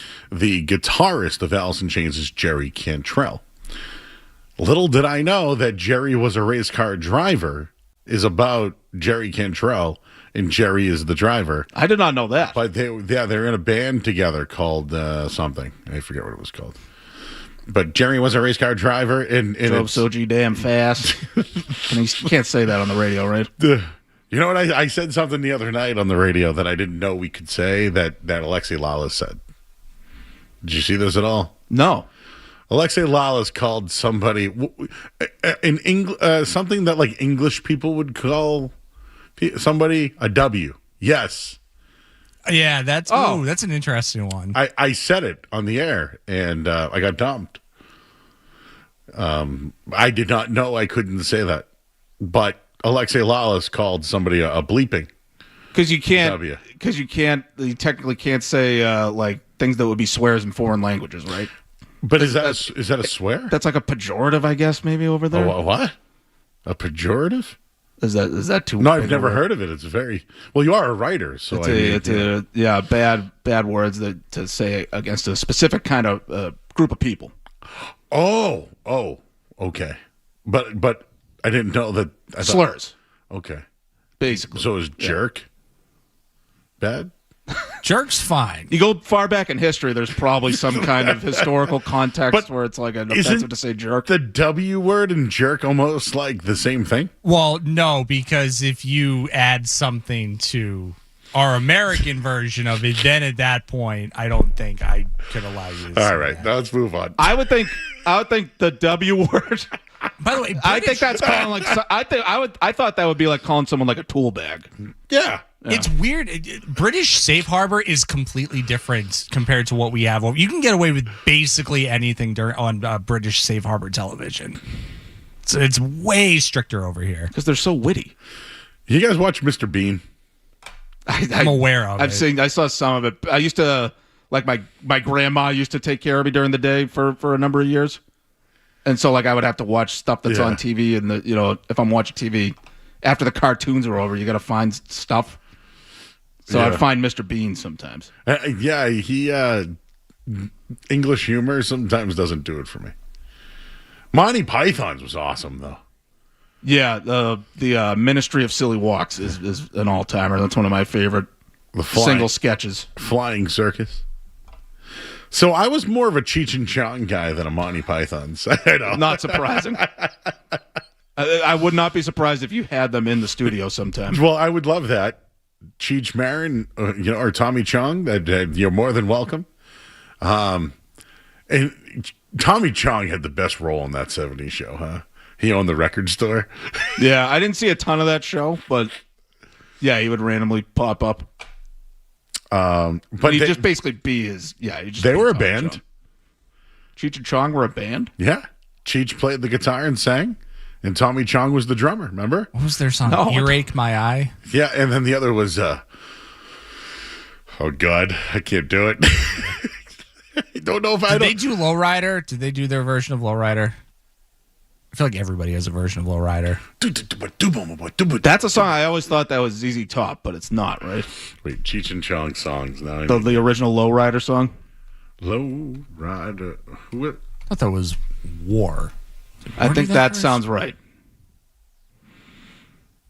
Yeah, Earache My Born in the East LA was. Yeah. Okay. I know Earache My Eye. But what happened was they took the weed van. If you remember the weed van, they parked it out front, but it got on a little fire. Are you talking about Up in Smoke? Yes, the weed van. That's the only one I've actually. So then they were going to go put on a concert, but I think Chong took too many drugs. I don't know which drugs they were. But there are too many of them. There are too many. I don't know what they were, man, but there are too many. And the cops, everyone got hit with the smoke, man. It was going through the vent. Yeah. And then they were like, all right, everybody, Cheech and Chong. But Chong couldn't play the drum. I remember the scene where they're just like staying at someone's house or something. Yes. They smoke a joint, and then like it cuts, and then it transitions. Everyone else is like dead, basically, passed out. And Chong's like, I can't even get a buzz right now, man. He's just sitting there. Everyone around him is just out.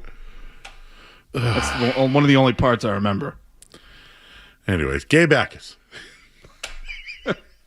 Gabe's not here, man. So Primus was good. Yeah. They didn't play Jerry was a race car driver. They didn't play it? They didn't play that. They didn't play Too Many Puppies is a song that I love.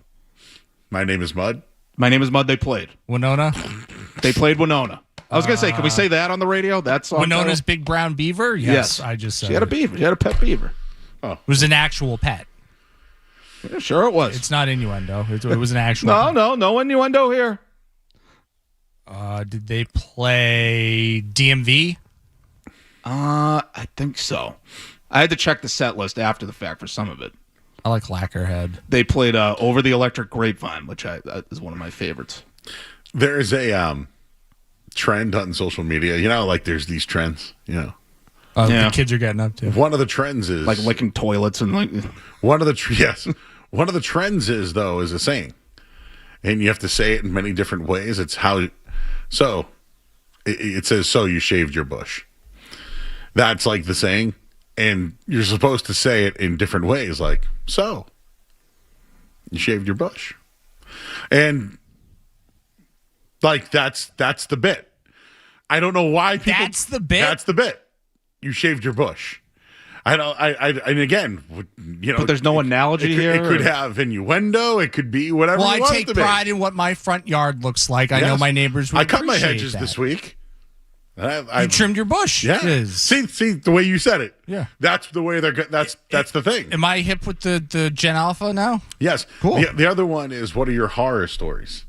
And it's I know, I've heard that. Yeah. And it's like waiting in line at Market Basket to get a steak and cheese. Okay, like the that's a most horror like mundane situation. Yeah, exactly. Story. Okay, but like that I can wrap my head around. It's a comical exaggeration. Well, but how's your bush? I mean, you shaved your bush. Is it no? Well, that's like 6. Can't like 6'7" mean whatever you want it to mean? Basically, true. Is that that's what it is now? They just come up with a phrase and we're just going to say this whenever we want for any reason. And if you don't get it, that's your problem. That's what it feels like, right? I saw some little Qatari child doing the 6'7" thing during the national anthems before Qatar and Switzerland played. I'm like, wow, it's made it that far. Like, it's really gone global. I blame Alexi Lawless for this whole entire segment right now. You've tried to say Gabe Backus 3 times now, and we've gone off totally different. Gabe Backus is not under contract.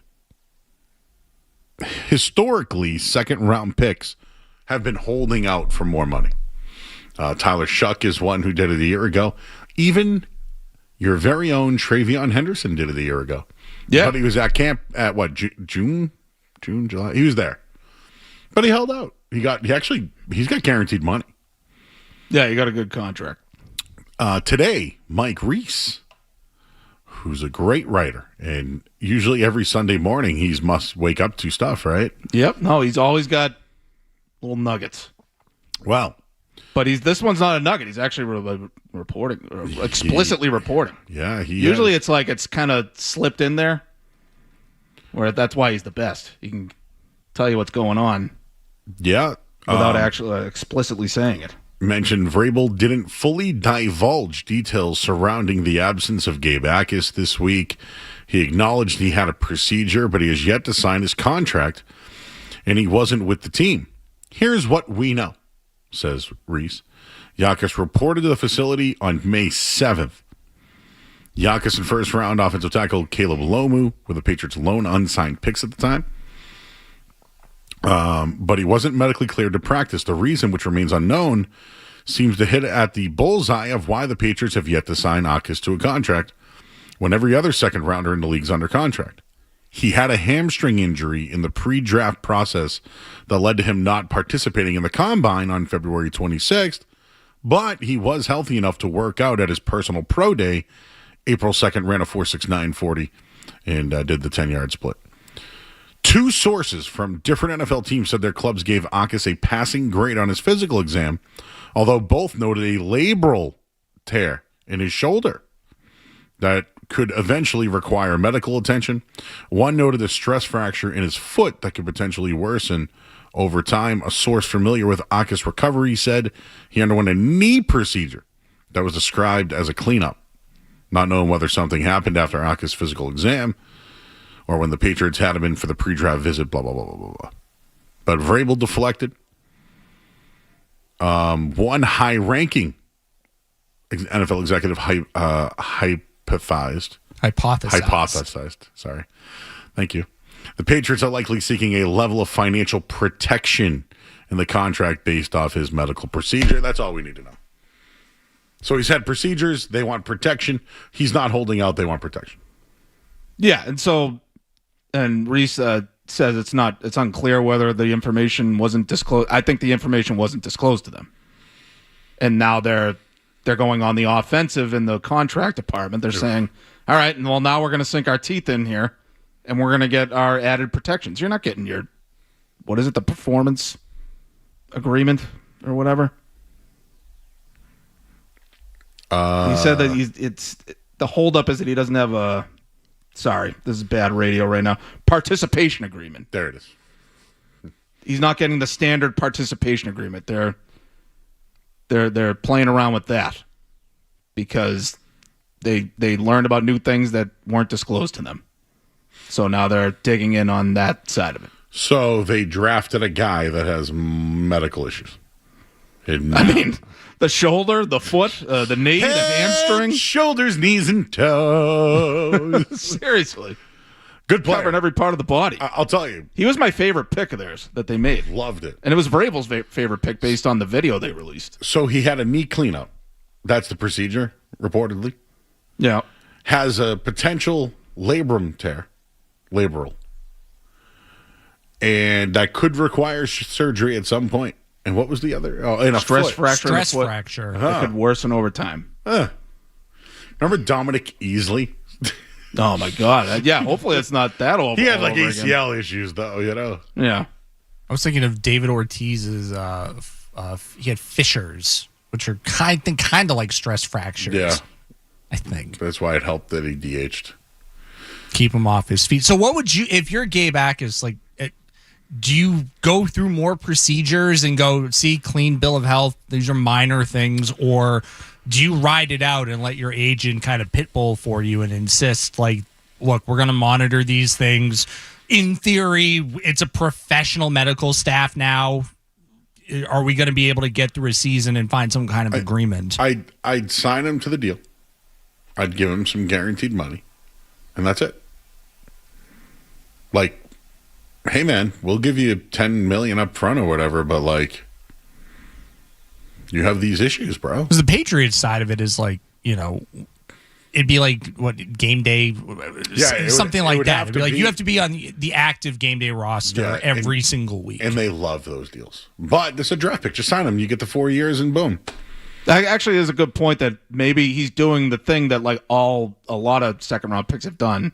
Seems like Travion Henderson does, where they're playing more hardball, being a second round pick. They don't have the pay scale like the first round picks do, right? What leverage does this guy have? I know, but I'm just saying second round picks in general. Oh yeah, they're waiting. They're trying to leverage themselves the best they can because they know they know you need me. You drafted me in the second round for a reason. You want me to be a starter, a good player, whatever. Get going forward. But maybe like they're playing extra hardball, and now this is the Patriots' way of fighting back. They look into the medicals, like, oh well, he's got a shoulder, he's got a foot. Do you think this is why first round picks are still worth so much? Because you get that fifth year, right? Because the second round picks, we love second round picks, but now you got to deal with the guaranteed money thing.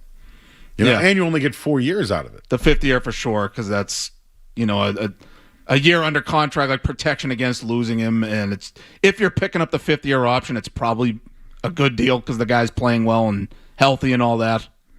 You know, like Christian Gonzalez's fifth year option is a great deal for the Patriots right now. Yeah. But yeah, like second round picks, like I think next CBA or whatever, there's probably going to be. That's what the Players Association is probably going to fight for that more for the second round picks, especially with labrum and knee and foot Head, shoulders, knees and hamstrings, knees and hamstrings. We can make one up for that. All right, we're very late, but we had to get into the. As is tradition. We had to give the Akis. That sounds like I got the itis. I can't come in. I got a bad case of the Akis. I got the Akis flaring up on me. Who's this hour brought to us by, Matt? Yes.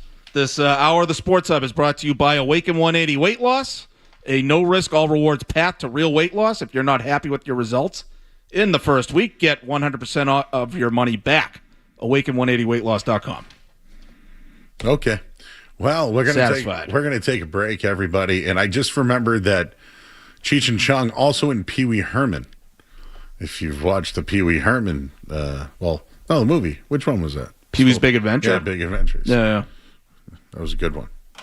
That documentary, awesome, by the way, if you haven't seen it. Oh, I don't think I ever saw that one. Yeah. Oh, yeah. You don't have to watch it. I think I heard that this week. You gotta watch it. You gotta watch it. Hey, did you see the footy last night? It was footy all over New England. Soccer. Yeah. We'll do a little of that. We'll do a little of this. There's Stanley Cup stuff going on. And Torts has made a prediction. And I want to get Matt's thoughts on that. We'll break here. You're listening to 98.5 The Sports Hub. Boston's home for sports. 98.5 The Sports Hub.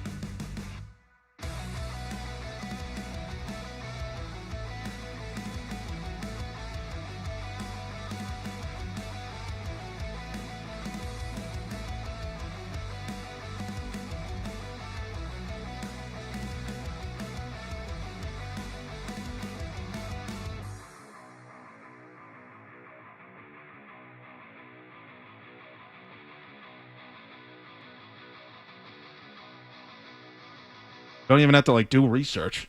You're like Barth with football. My plan, if we want to do a full preview, I'll run this by you guys since we're kind of freeballing this thing today. I am going to enter the studio and we can talk a little UFC. We can let Joe run the board. Yeah. And CC slide over here and we'll really let the Nats run the asylum, I think. Yeah, it's like a band. Yeah, let's do it. Playing different positions. I saw Black Rebel Motorcycle Club, the band that opened.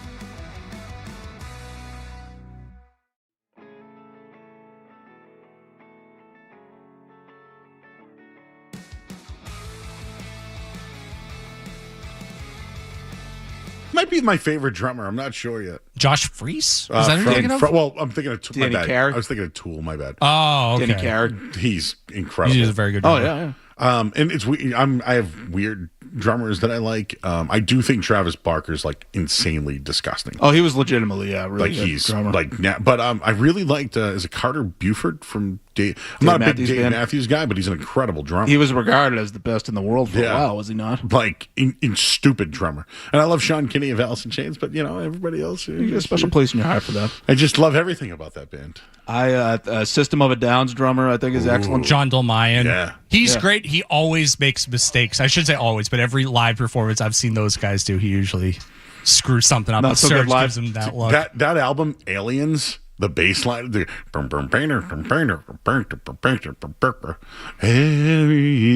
Aerials. Sorry. What did I say? Aliens? Aliens. Well, also in the sky. Yeah, and the album is Toxicity. Toxicity was ruled. Yeah. There was a lot of songs on that. And some of the other guys sang on that, too, besides Serge. Serge and Darren Malakian. He has his band Scars on Broadway. They're legit. They're okay. Are Scars on Broadway still making music?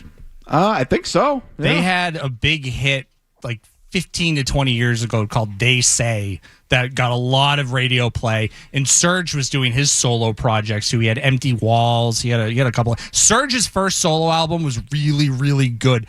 Scars on Broadway, kind of not so great. So you can tell where a lot of the music genius of from.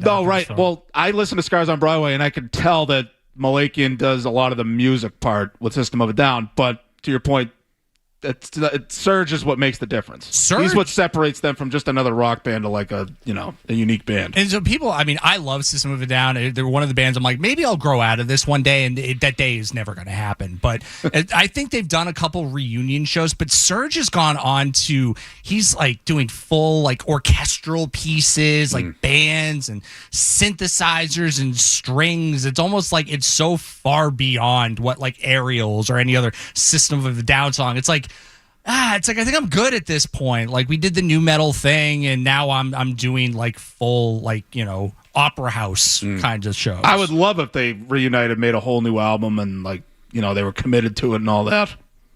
Especially nowadays, times have never been crazier. Seriously, the amount of subject matter that they have to work with. Rage Against the Machine, guys. Where are you guys at? Where is Zach De La Rocha these days? He's living in a dark hole somewhere with Aaron Rodgers, probably.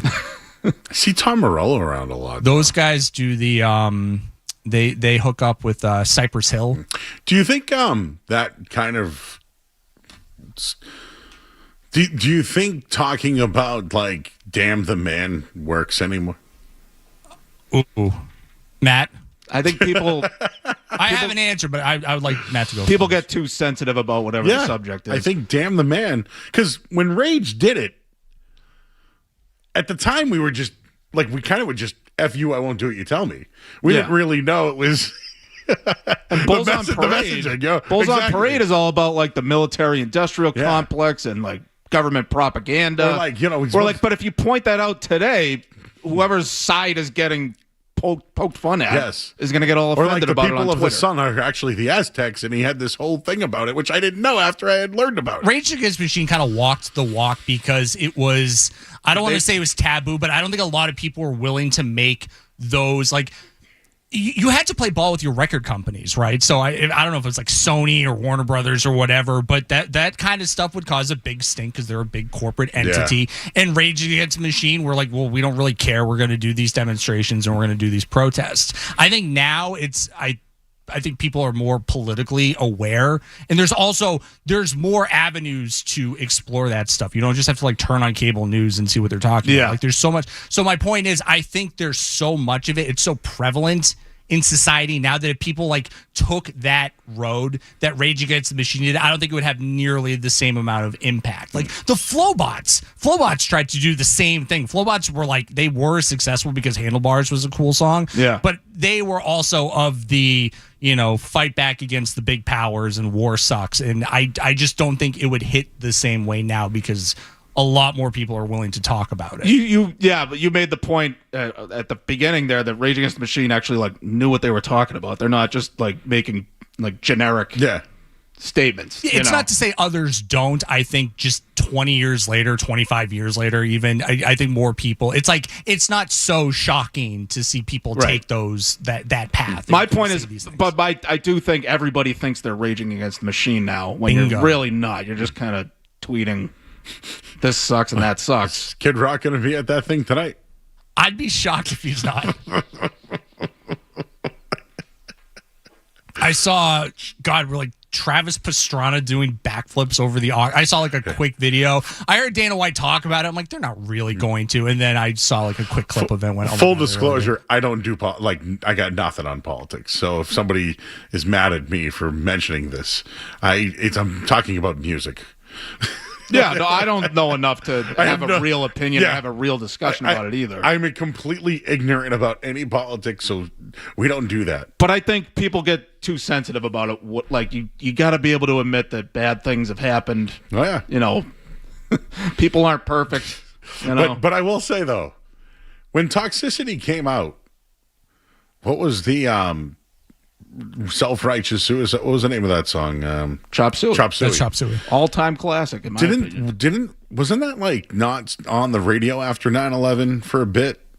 And I don't know. There were a few 9/11 things. Yeah. It's like a lot of albums, like famously the Slayer album, God Hates Us All, famously came out on 9/11. I think Metallica 1 couldn't be played anymore, the video. That's I think Rooster, Alice in Chains too. They couldn't play anymore. I think there's more heightened sensitivity. Yeah, I think just there was a lot obviously going on in the world and in the country, and they just went, let's maybe we take a step back and not. Well, the Strokes had that album. Is This It? Another all-time great album, one of the best albums of this century, in my opinion. They had the original version had a song on it called "New York City Cops." And they had to remove that and replace it with, a track that was a B-side. Because you couldn't after 9/11, couldn't do what NWA did either, right? With the F the Police. And plus, Dr. Dre in one of his Chronic 2000 album, or is it 2001 or whatever it was called? The chorus was New York City Cops. They ain't so smart. So it's like we don't want to play that on no. We don't want that on our record. So Chop Suey, I'm just reading off of Wikipedia. Chop Suey was the first single from Toxicity, an album that was #1 on the Billboard 200 chart during the week of the September 11th attacks. A controversy surrounding the single, especially the line you just quoted, Joe, at the time led to Clear Channel Radio placing the song on a list of titles considered inappropriate following 9/11. Although it was never actually banned from the air, radio stations were advised against playing any of the songs on that list. And for the people that are in our chat who said, hey, the Celtics have made an offer for Giannis, talk about that. We did. We have a video up right now at youtube.com. of us talking about the offer. I've heard it is rendering. Yes. We got some processes. Yes. So unfortunately, some synapses. People came here for sports talk. And I actually thought we were having a damn good conversation. I mean, do they know you, Joe? They're coming to you at 10 a.m. on a Sunday for pure sports talk? I will say, though, that you guys have been bringing many layers to the discussion here. I blame myself in part. I know how to feed into the Joe Murray machine and just get going on anything. Rage Against Joe's machine? Yeah. But no, just real quick on the music thing. At that time, I brought up A Perfect Circle. That was the other band, which they were around for years, but it was Maynard's other band. They were incredible. That Maynard and Orms album was sensational. Then you had bands like the Toxicity at one, System of a Down. You mentioned the Strokes later on. Like that's where that started becoming alternative music. Yeah, like the real alternative music. that whole era of like that 2001 too. You know, as far as like I'm not trying to say it's rock and roll, but maybe. No, it was viewed as like rock and roll is making a comeback. But it was them like and the White Stripes too. Yeah, but maybe just before that, like Shinedown, Chevelle, alternative, I should say. And that's why I think that was more alternative than that kind of rock. When I think rock and roll, I think like AC/DC. Yeah. But that era of 2000, it was everywhere, right? It was that Limp Bizkit era into So Creed. you had your alt rock, which I think Chevelle is like very appropriate. But then when you talk System of a Down, kind of Linkin Park, like that's the new metal. Yeah. The rap rock thing, which became like I think that was like the culturally turn, relevant back right? then. That was like the things are starting to turn, you know. And then there were bands. Remember Gorillaz? I loved Gorillaz. I love the Gorillas. Oh, they were Love the cool. Gorillaz. Like then bands became cool, and I don't know if they kept being cool though. I think they're on there. You see signs. I think you see kids making music. I think guitars are going to make a comeback.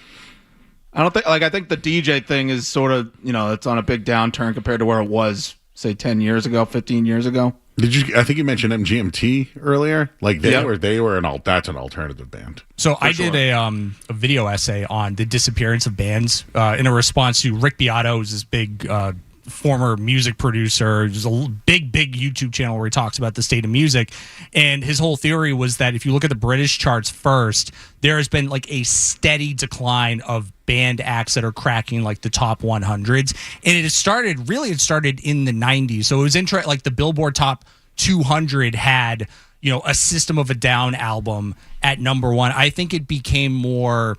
I think there were more categories to look at as far as the amount of like solo acts that could go and start charting with record companies and charting and getting radio play. What's different now is you don't need a band. You can kind of produce everything yourself. Like I've watched all these videos of Billie Eilish recording her music, and all of it is like done in-house, where it's like her and I think her brother, just kind of lay down all the tracks where you don't need to go out and go, okay, I'll play the bass, you play the drums, you play the triangle. Those groups do exist. It's just you gotta. My thing with rock music is if you want to be an American rock fan, you have to work at it. You have to go and do the digging yourself, because the radio stations that still play that type of music are just going to play the hits. Yeah, they're just going to play Enter Sandman. They're going to play Back in Black. They're going to play Feel Good Inc. Whatever. You're not getting American Girl. Exactly. Yeah. Tom Petty. A lot of Tom Petty. I think you really have to work if you want to find bands that were sounding like a perfect circle. Do you know the band Geese? I do not. They're new. They just came out with a new album either this year or last year. They're like rock, but they're pretty experimental. They're pretty loose with their sound, and it's like they have all real instruments. I think that's what you're talking about. Sure, like they get in a room, they play the real instruments, and it's like, if you want that sound, that's what you got to do. The last if you want pop, you can do it at home on your computer. Exactly. I think like there was like that folk rock kind of movement where like Mumford & Sons was playing constantly. They're playing Fenway this year. So that's what I'm saying. Like that felt like the last gasp of like real like bands that were put. Even like I'm not a fan of their music, but I think Imagine Dragons does the whole band thing too. It's more of the like sway back and forth, bro, stomp, clap kind of thing, which I don't really feel anything when I listen to. So like there are still some acts out there that try it, but the whole idea that you could like sit down and get a group of people together, I think is a little tougher now. Like, how are you forming Slipknot in 2026? There are 9 people in that band. Yeah, that's true. If you got like theater kids, because it's like a live performance, dressing up like a clown. That's what you need to stand out. So somebody did in our chat say, hey, a lot of those bands you guys have mentioned are still making great music. Yes. But it's not on TikTok. Exactly. I agree. I think Geese is an example of that. Like Chevelle just put out some really new on music. TikTok. I'm on TikTok. I like it. It solicits me with all sorts of stuff, and I buy it because I need it. It's also all algorithm based. So like whatever you follow, that's what it will pop up. Sure. And again, I was telling you this earlier, Matt. Like, I think it's more of a 18 to 54 market. I feel like that's the demo of my radio show. So I want to put my content where they are. And I'm trying something different because listen, once you're 54, you don't fall into the ratings anymore. right? Yeah. Think about how many people listen to this station who don't fall into that 54 category. Oh, the ratings are down. It's because everybody fell out of the demo. We need to get the people back into the demo. We need the demo people listening. There's probably a lot of 18 and 23ers that barely even know what a radio is. Trust me, honestly. when I bring in the interns, I have to like do the PCN thing. I'm like, hey, FM. They're like, wait, what's AM radio? And I'm like, I mentioned remember I told you I did VCR stuff? Yeah. They don't know.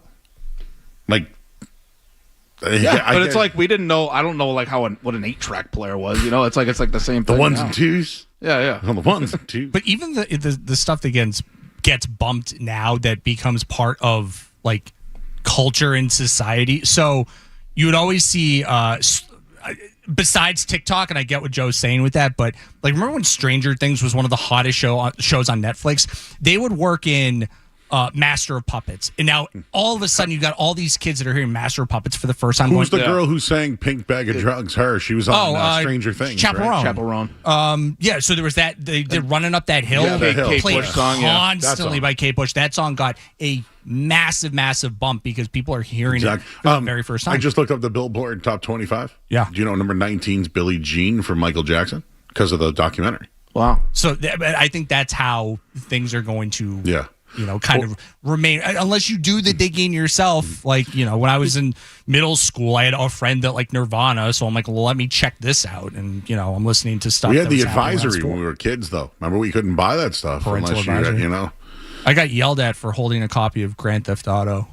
Whoa. The guy at Hardo in the store was like, "You're too young for that." Just holding it. Seriously, just holding it. I Just had, having it in your hand. I had Guns N' Roses' Appetite for Destruction, and I couldn't buy it. I needed to have parental guidance, and I was very upset about that. I needed my Mr. Brownstone. There you go. And then when Use Your Illusions came out, bought both double disc. And actually, I had it on tape first. Yeah, the cassettes. Those are all. Do you even know? Does anyone have a CD player in their car? I do. Mine has a CD. Mine's a relatively old car now, but it I has a still CD play. player. I still play CDs in my car. I don't have a CD player. All right, let's go to break so we can. This is me, a Joe problem. You want to talk some music? We can do that too. Celtics might be making a trade. John Henry has hinted something. I got some sources on that. I really don't, but I do. You've been sniffing? Sean McAdam did the sniffing. We talked about oh, right, yeah. the New York Knicks are NBA champions. Your thoughts on that? Everything is on the table. And you can call in at 617-779-0985. Matt Dolloff's here. And UFC's tonight as well. I can't wait for that. We'll take a break. 98.5 The Sports.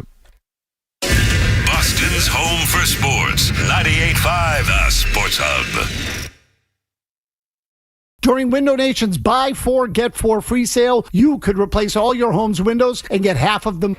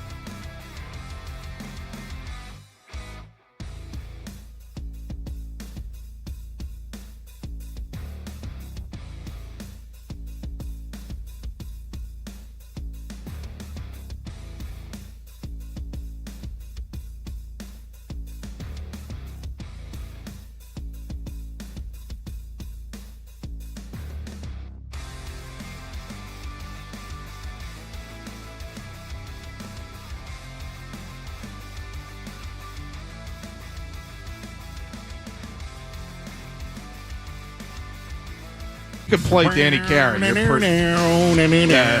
of course, yeah. But that was, just get drunk and jam. I've done plenty of that in my life. So, yeah, you know what I'm talking about. Yeah. All right, well, we have loaded phone lines, everybody.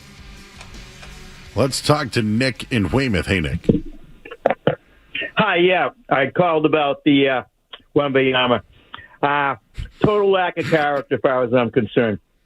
You don't disrespect the Knicks. You don't disrespect the game. I understand I was talking to your producer that he eventually did talk to the press, but it took, I'm sure they had to cajole him to do that. But in that, too, he didn't compliment the Knicks. He did the same thing to the Thunder. Okay, so that's fine. You can be what you are. The referees carried them the entire series. For God's sakes, Towns got three fouls in the first 65 seconds. He played with 4 and 5 fouls, so I finally bounced him out. And so did an OMG, who didn't get, OG, with 4. Okay, so they had to sit the bench. This is a team of boys without character playing a team of men with character. Character is part of everything in any endeavor, in this case, specifically basketball. He's got to learn something. The big guys, the tough guys in the past, Chamberlain wasn't like that. Russell wasn't like that. Bird wasn't like that. And great players like Jordan, they always respected their opponents. It's part of the game. Something he has to learn. Doesn't have to, but this will follow him for a long, long time. What do you think? Yeah, Nick, good call. I actually wanted to bring that up to you, Matt.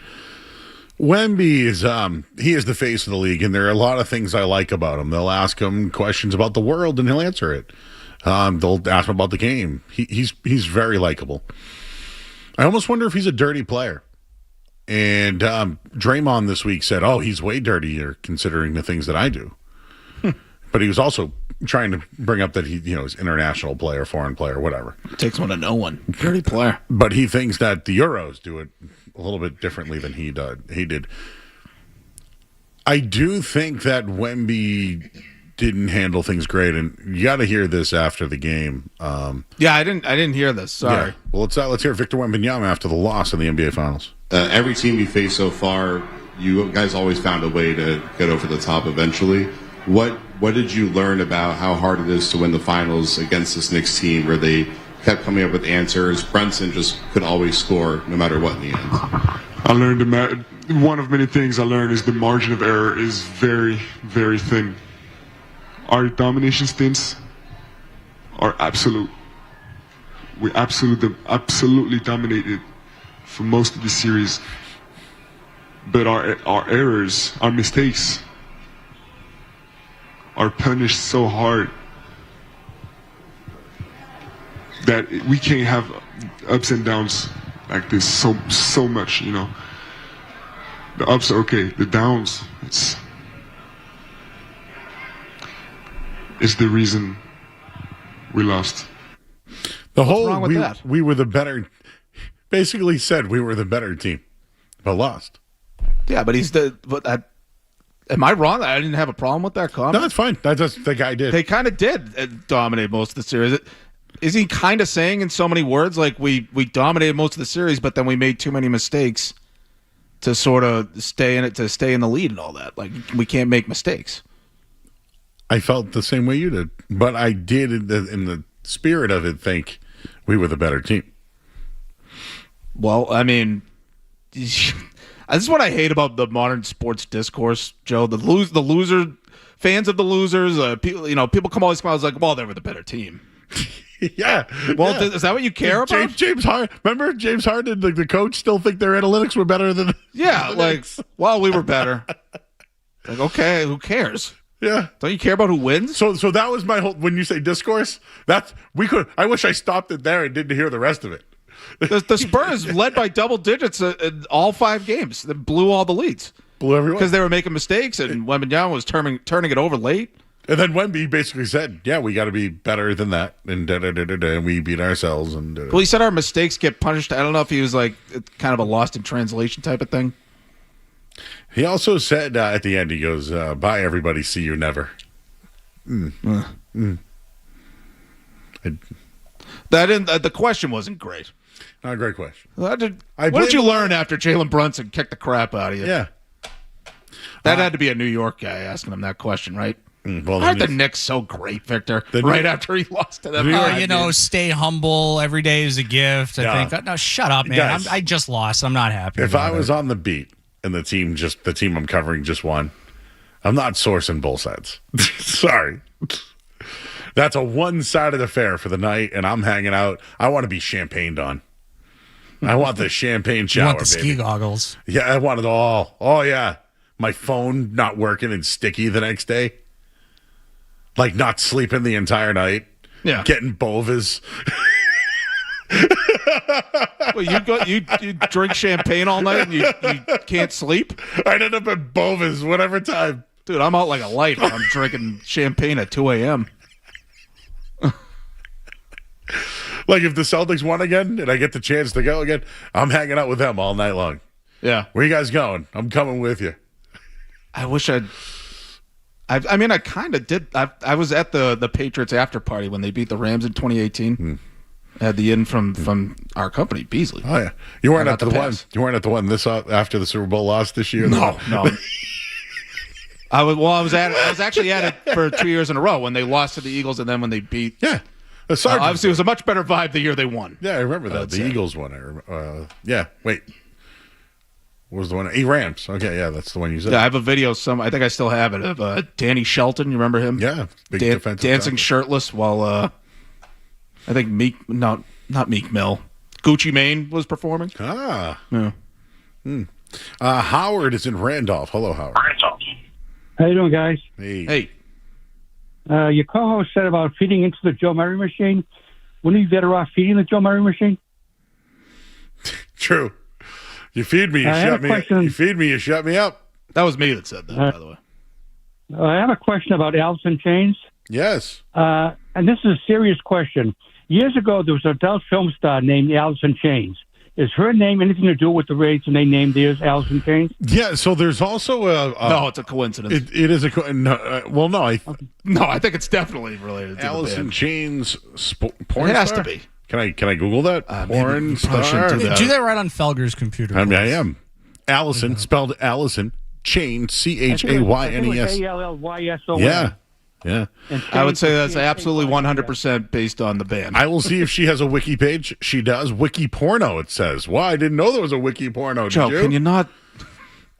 You're on the studio computer right now. I actually never knew this. Oh, they have a name for every. Oh boy, yikes! Getting out of this one. She was born in Romania, moved out to California with a dream. She began taking acting classes. Her real name is Allison. Oh wait, hang on. No, hang on. Adult industry 1997. Derived from the rock group Alice in Chains, she wanted to call herself Alice in Wonderland. But they changed it. It's a little wordy. Yeah. Disney would not have put up with that. No, yeah, that's a good You're point. paying us. And she has her own website, alleyinchains.com. Did not know this. This was informative and educational. I have the real answer of how the band got their name, but I like this version better.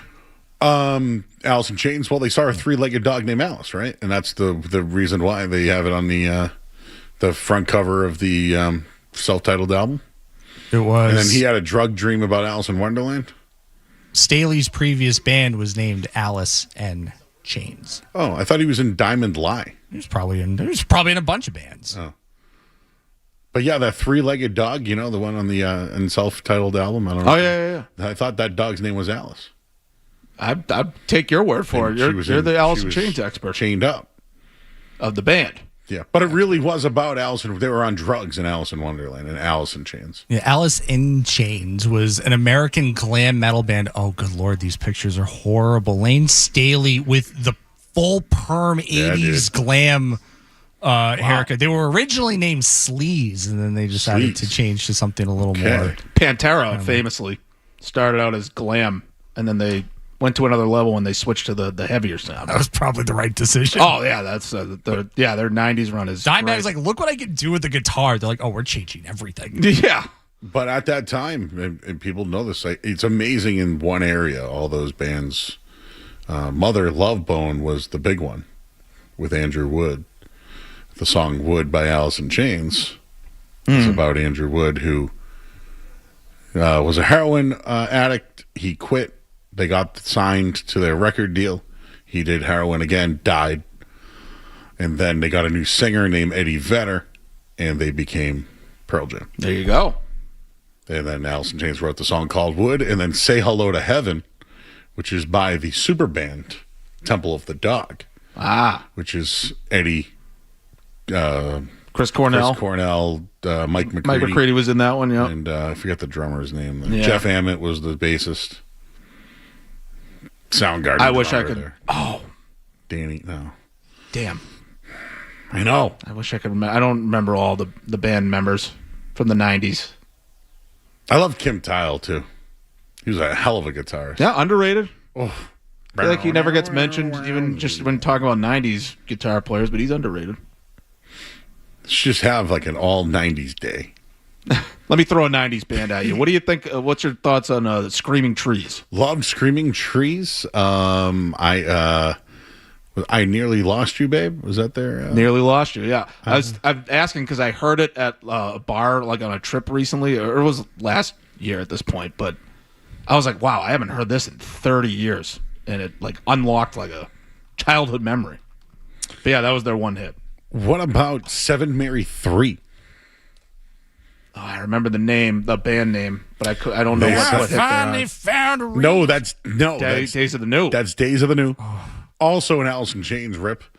I finally found the reason. Did they? I have because. There you go. So, yeah. That's Seven Mary 3. It's the same band. Cumbersome, right? Cumbersome. I had a 50-50 chance. It was either Seven Mary 3 or Too the rich other or band. too poor, she's wanted me less, and I wanted her more. But I like that they did the like acoustic metal, basically. Yeah. Oh, acoustic metal was great. That solo sucks so bad. Little acoustic. Get out of here. This is the perfect Sunday show, Joe. You know it. A guy named Jared's on the line, and I don't know what he wants to talk about. I don't either because I think I sent CC to go shadow Street Team Joe on some video stuff. I don't know if we finished the screening process. Hey, Jared, what's Me? Oh, no, different Jared. No.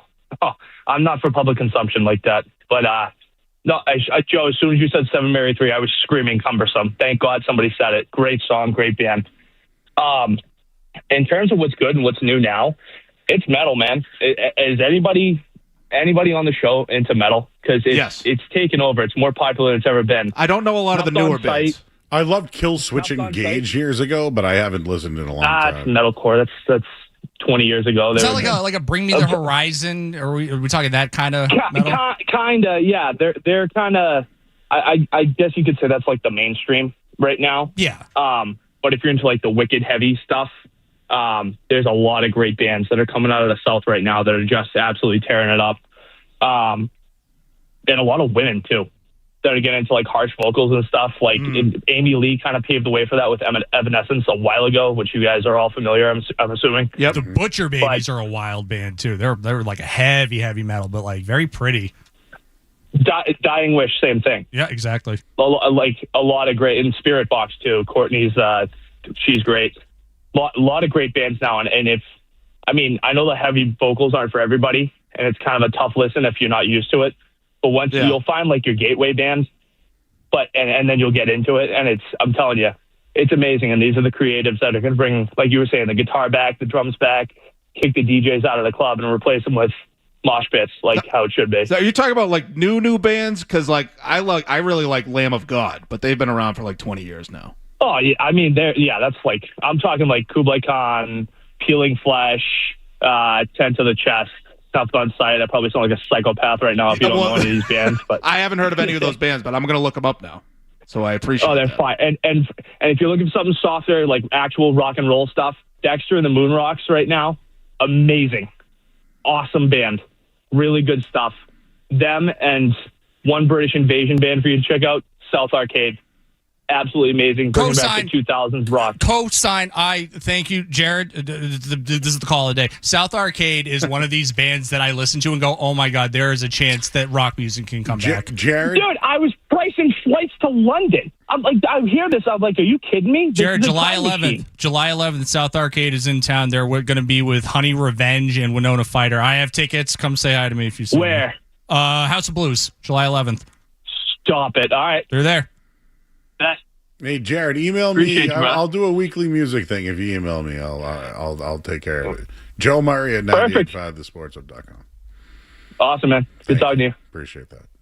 I'm gonna have to go back and listen to the Peeling Flesh was the only metal band name I remembered. If he sent me something weekly, I will post it to the website. So, and this is kind of what I was talking about earlier. Like, you have to do your digging. You have to work if you want to be, because it's a lot of country music, hip hop, and R&B. It's still very prevalent as far as, but like, what is mainstream popular? It's not rock music anymore. And obviously, it hasn't been rock music for a long time. But like that last call is like a perfect example of what I'm talking about. These bands exist. You got to do a little digging. South Arcade was like they got big on TikTok, and I saw them last April at the Paradise, and they had a great show. I love South Arcade. Okay, yeah. So they formed only 5 years ago. So okay, their they're thing is just out like here. they're called like Y2K Core.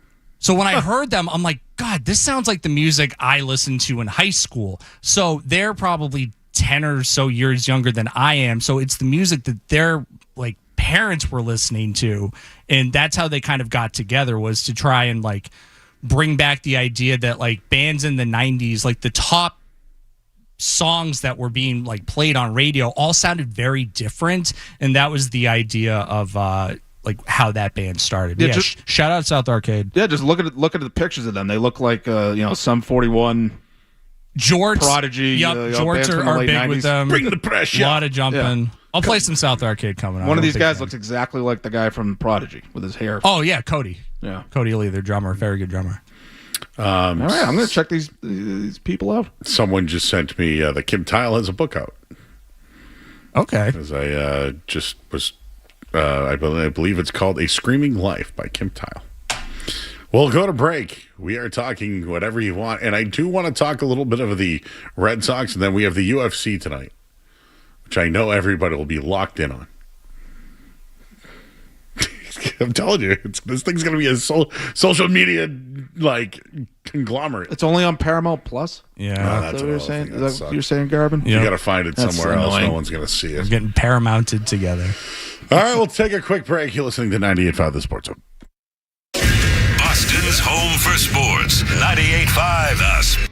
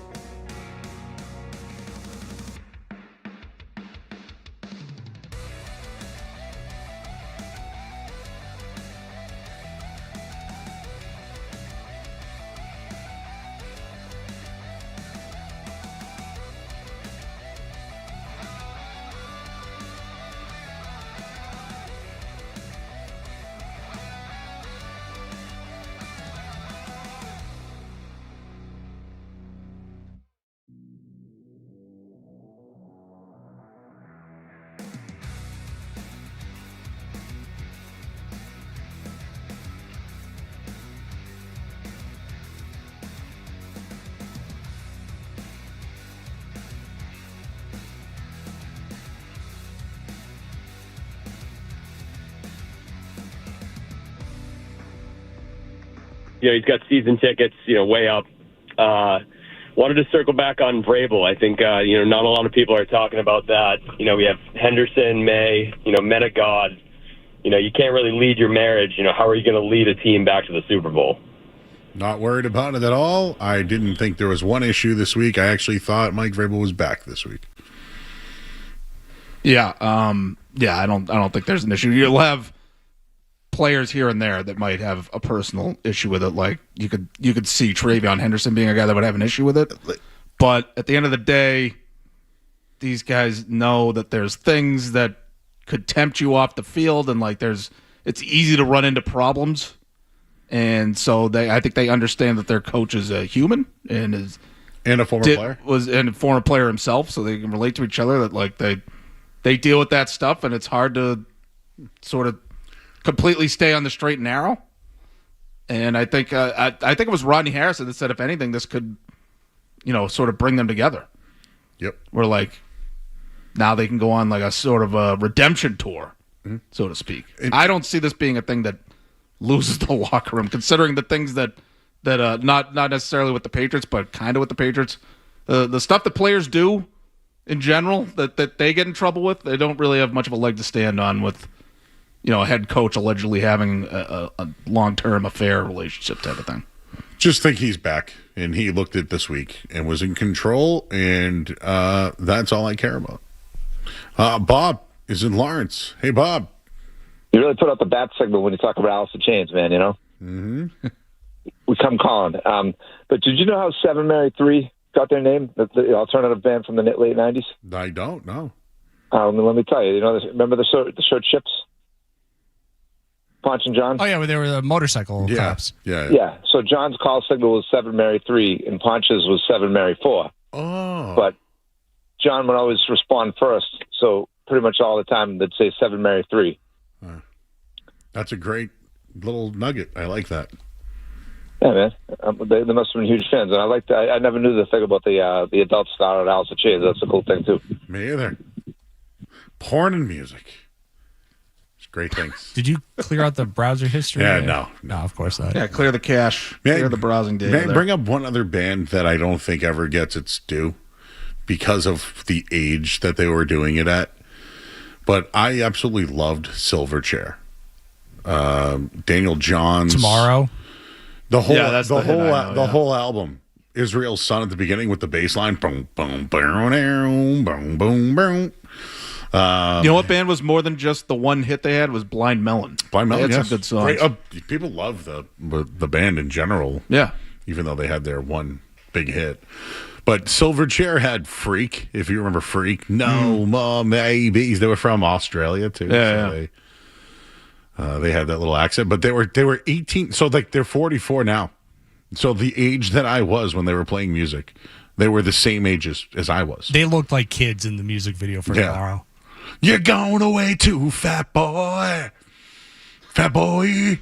Wait till tomorrow. Do you think they're one of those bands that they were almost like the victim of their own success? Because Tomorrow was a massive hit, and then it's like, all right, well, how do you outdo that? Do you know what happened to them, too? Is they were that era after grunge. I would put STP in that era. I would put Bush in that era. But they got their band because they liked Nirvana Sliver and Alice in Chains' Angry Chair. Yeah, I think it was just Kurt Cobain died, and now we got to throw stuff at the wall and see what happens here. But an 18-year-old group from Australia that put out bangers. Remember Throw the Sailors Overboard? Throw the Sailors. They ruled. I'm sorry. I don't think they get enough credit. They were 18 or younger. It's like if they had been born a little earlier, you think they would have been a bigger band. But Bop was big. They were kids. They were literally 11 years old or something. But these kids wrote their own music and played their own and toured. And then got anorexic. What? Where'd that detail come from? Daniel Johns. Joe's watched a lot of VH1 behind the music. Yeah, Daniel Johns had he wrote a lot about his problems. That's why I know about them. Oh, okay. Yeah. All right. Well, we get the final hour to go. Should we do the hourly here? Yes. This hour of the Sports Hub is brought to you by Valvoline Instant Oil Change. Enjoy quick and convenient vehicle maintenance this month. Visit NewEnglandOilChange.com for 15% off your drive-through oil change at Valvoline Instant Oil Change, the official oil change of busy people. Some guy goes, the second Joe Murray loses the lead on his show, he turns in his radio voice. Some weird attempt to flex. Could you explain that to me? I don't understand. You don't have a radio voice. You just have your voice. That's kind of me, too. Actually, I am somebody that I'm the same guy on and off, right? Yeah, I mean, I don't necessarily like talk like this in like a regular conversation, but I'm not putting on a voice, like this is kind of just how I talk. Yeah, that's how you talk. And same with you. I'm sorry that Jim Brown at J Brownie feels that way. I feel like, are you talking about the YouTube chat? I feel like I'm seeing some comments. At Twitter. Twitter, okay. I was going to say, I feel like I'm seeing some comments. The second Jerry loses the lead on his show, he turns in his radio voice. So I'm not doing my radio voice today? Man, you're making me think now. There's this Joe, Matt, and then there's when Joe starts yelling. Like when Joe Mazzulla won Coach of the Year. That's really, it's like... That's your radio It's voice, like 2 and then 10. Yeah. And I do have really no... When you had that rant about the funeral or whatever that was... Oh, that whole... I was just driving. I was driving at that time. I forget what I was doing, but I just had you on in the car, and I was like, wait, what is it? They need to embalm people. They can't... You can't stuff a body in a casket and then have them come alive. You can't have that anymore. It's happened multiple times, and we keep track of it. We have a Google alert for it. We got to go to break. I'm Joe Murray, 98.5 The Sports Hub. Matt Dolloff's here. Boston's home for sports. 98.5 The Sports Hub.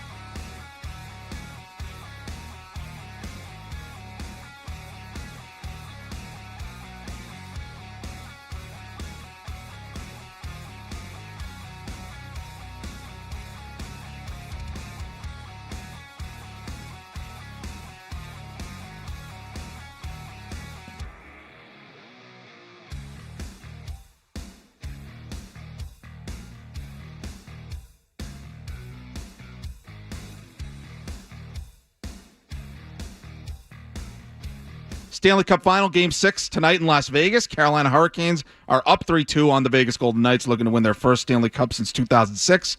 World Cup action already underway today. Australia beat Turkey 2-0. They will take on Team USA this coming Friday. Other matches today, Germany and Curacao already underway.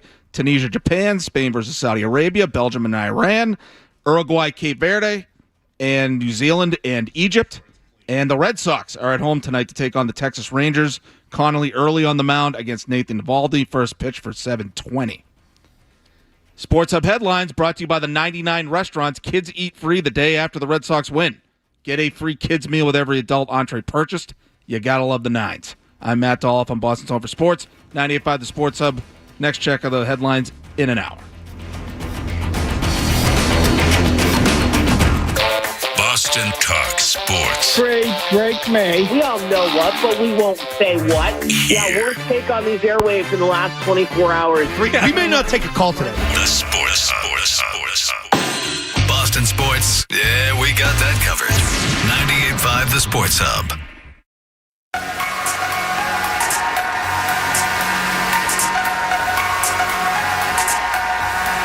All right, final hour here on 98.5 The Sports Hub. Matt Dolloff is here from 98.5thesportshub.com. I'm Joe Murray, here on a Sunday with you. We have a lot going on today. We've discussed everything, and I like the fact that earlier it was Joe versus the machine, and or Joe feeding Joe the machine, whatever. Feeding the Joe machine is what I think. Yes, feeding the Joe machine. There's so much going on, like this Giannis rumors. And the World Cup is underway right now. If you hear a goal call, it might be from me. The other night, I did a huge goal call, and there were offsides, and it got called back. It was Team USA, so good. Ryan Garvin is now in studio. Everybody, yes, now you know it's officially Sunday. So he has gone from the booth to the update chair. In Street Team, Joe Ariano is now running the ones and twos. Is now running the board, and CC has now gone into the associate producer role. What we're like flying a flight. Yeah, I said we're gonna push the baby birds out of the nest. We're gonna see if they fly, which I think they will. Hopefully closer to Delta than Spirit, I would say. Spirit's gone? Yeah, exactly. Delta's got nice new seats. Oh, yeah? I did JetBlue, though, for Vegas. It was thank you to the nice people at JetBlue, gave me extra space seating, and no one sat next to me there or back. How was your goal call? Awesome. You might hear it coming up. I like Germany in this one. So we're going to get into the UFC, Ryan, in a minute here. May I just mention some Red Sox stuff quickly, please? They've won 2 in a row, and they won a series, and they won 2 games at home. All right. You know, I don't know. I thought Texas was good, by the way. That Jacob deGrom, I heard, was a good pitcher. But no. Yeah, he's been up and down this year. The Red Sox actually hit him. I think Ceddanne Rafaela is having a all-star season. Who would have thought he was a number 2 hitter? Is he? Wilyer Abreu has been tearing it up. All that brings up how bad it's been. Matt and Ryan, I basically demolished their medical staff this week. Because every time we hear about an injury, it's something else.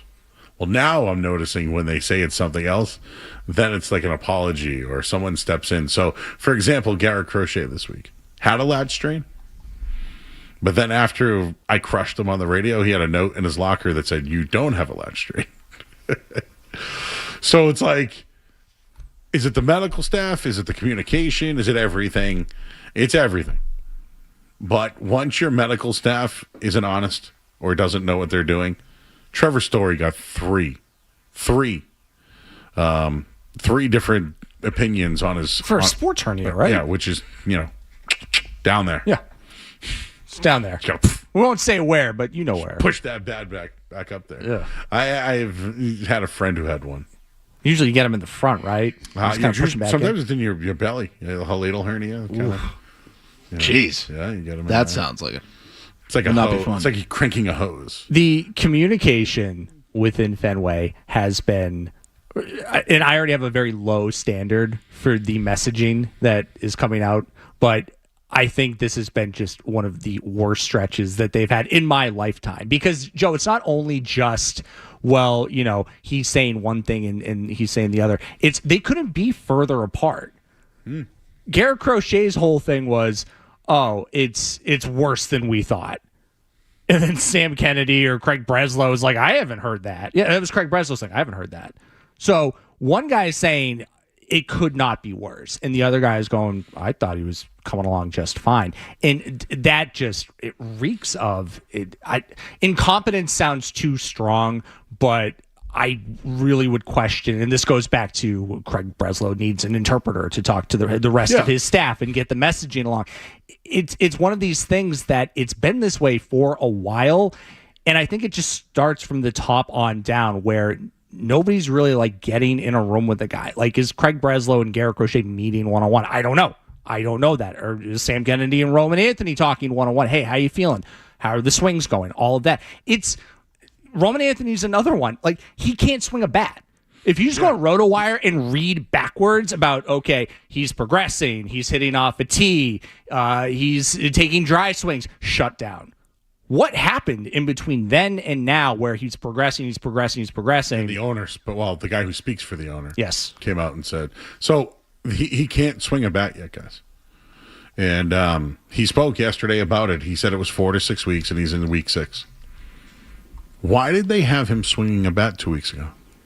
If it's a 4 to 6 thing, why? It makes no sense. Well, this gets into the whole, is it a strain or is it a tear?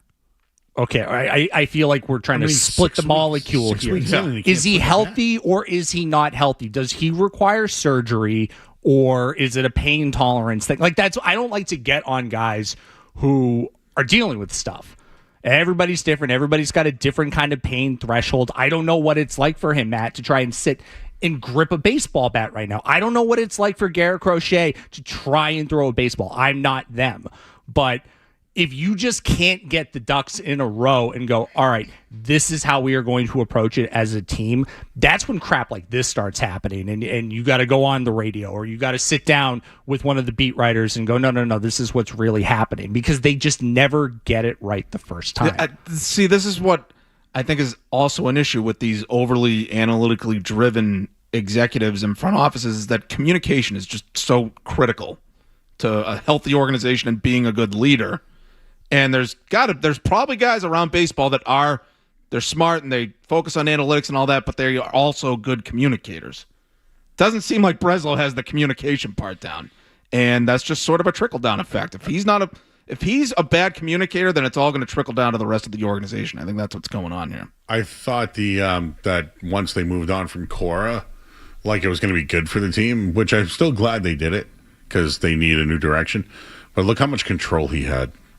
Like, think about it. Was he really, involved so much where there's so many leaks now that they didn't know there were certain areas they had to cover up, But, yeah, Roman spoke yesterday. Sonny Gray had a hell of a day. He's 8-1. He could be an all-star. He can be an all-star, but, I think Chapman's probably, their biggest guy that you have to get something for. A guy who only pitches out of the bullpen. Mm-hmm.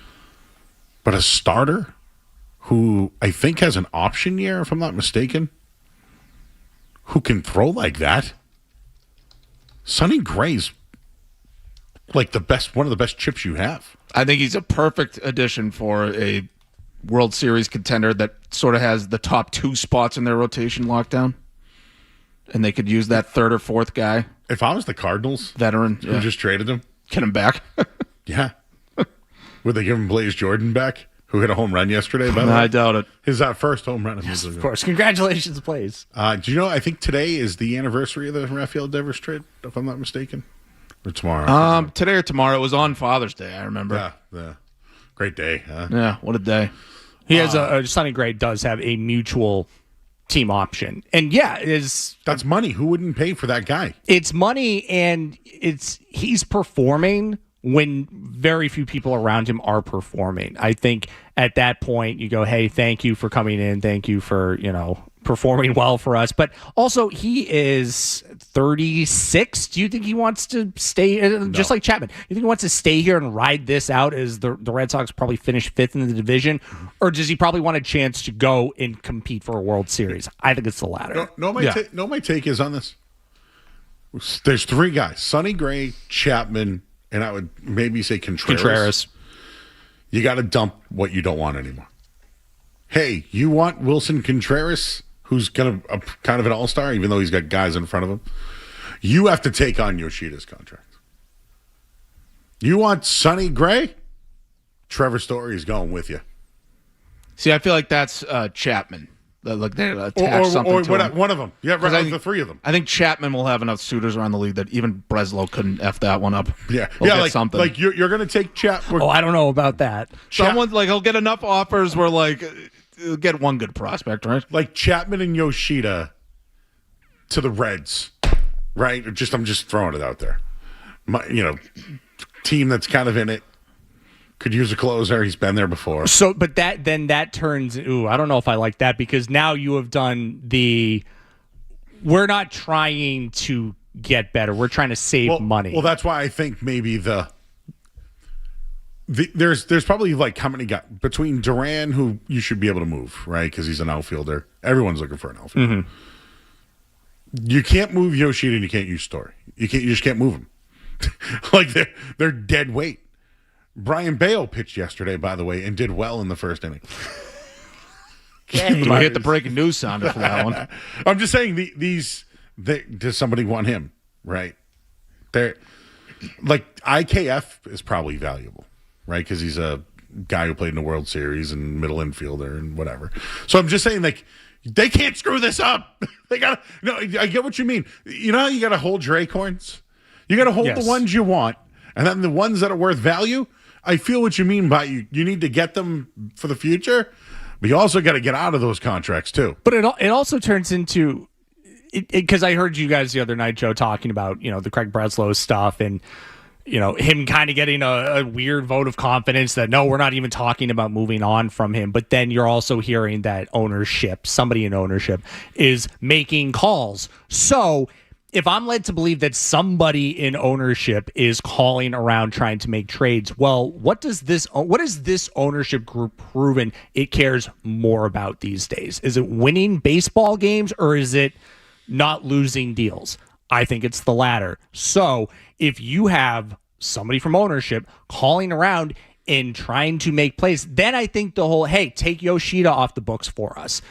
I think that's where that stuff starts to come in play, guys, because you can do that. And I think it was the same thing with Rafael Devers, where Craig Breslow had a deal in place. The Giants owner called John Henry and said, your guy's asking for too much. So if you eat some of the money, we won't have to give up the same return coming back. That's the stuff that I worry about, where if they turn around and they start moving on from these pieces that could help playoff teams, well, if your only goal is to try and save more money, then you're not going to be getting the prospects back. You're probably not going to be getting back major league caliber players. You're just taking bad contracts from the Chaim Bloom era off your book. Yeah, and that's what I'm worried about. And that's the Devers trade. I mean, I know that Kyle Harrison has turned out to be a really good pitcher with the Brewers, but at the time, that wasn't a great package of prospects. No.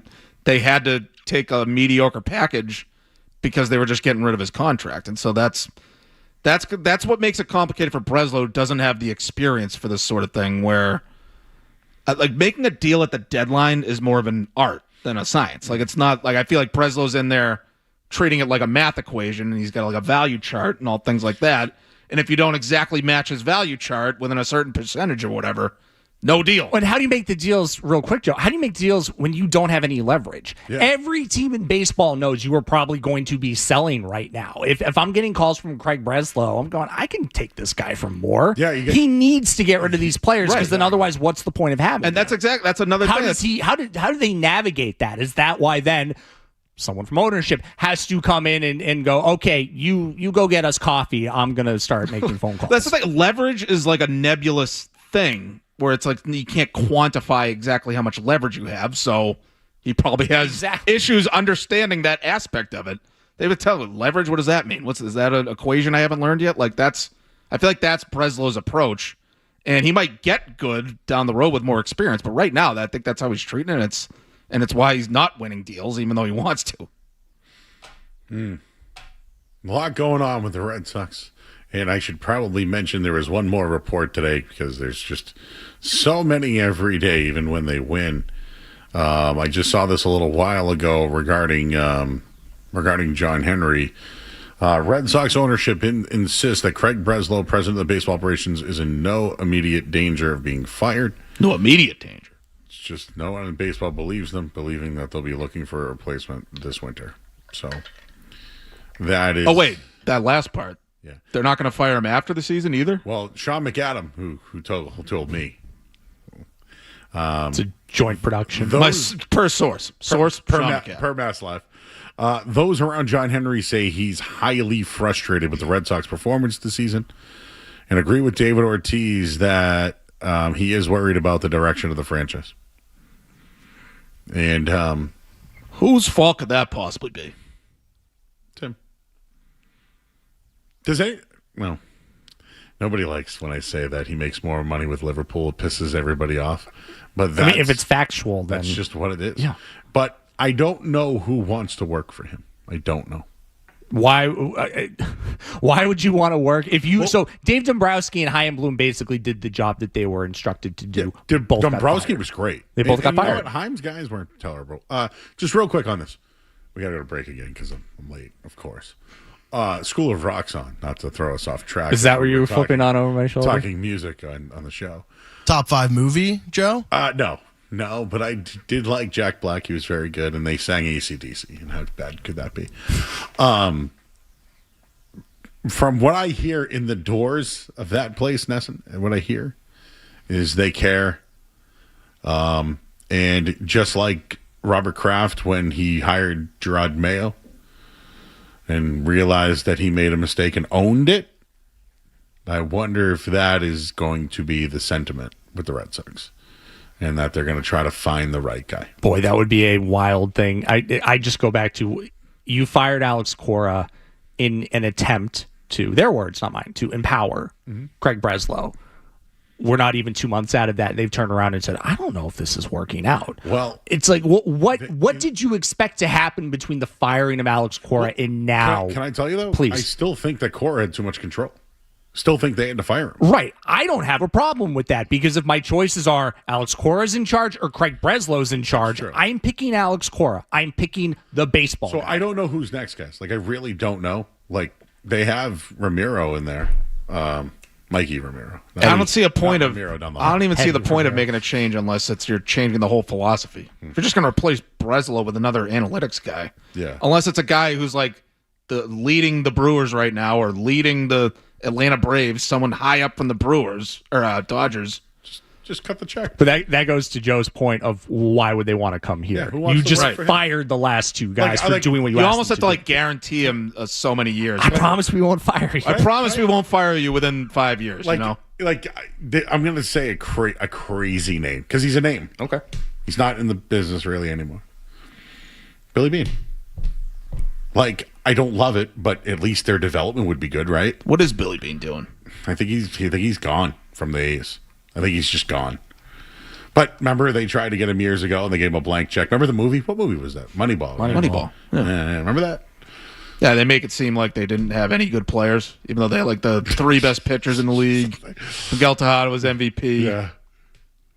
But no, Scott Hatteberg was the reason. And they were so listen, good. like, do I think Billy Beane was successful? No. Like, did he win? Did he have success? Yes. Did he win? No. I'm only giving you names because if they did that, like the way that he runs it, at least you'd have a system. I don't blame Billy Beane for not winning. He couldn't spend money. Yeah. If he comes here and all of a sudden he can actually spend money on players, they could win with a guy like that, I think. Experienced guy.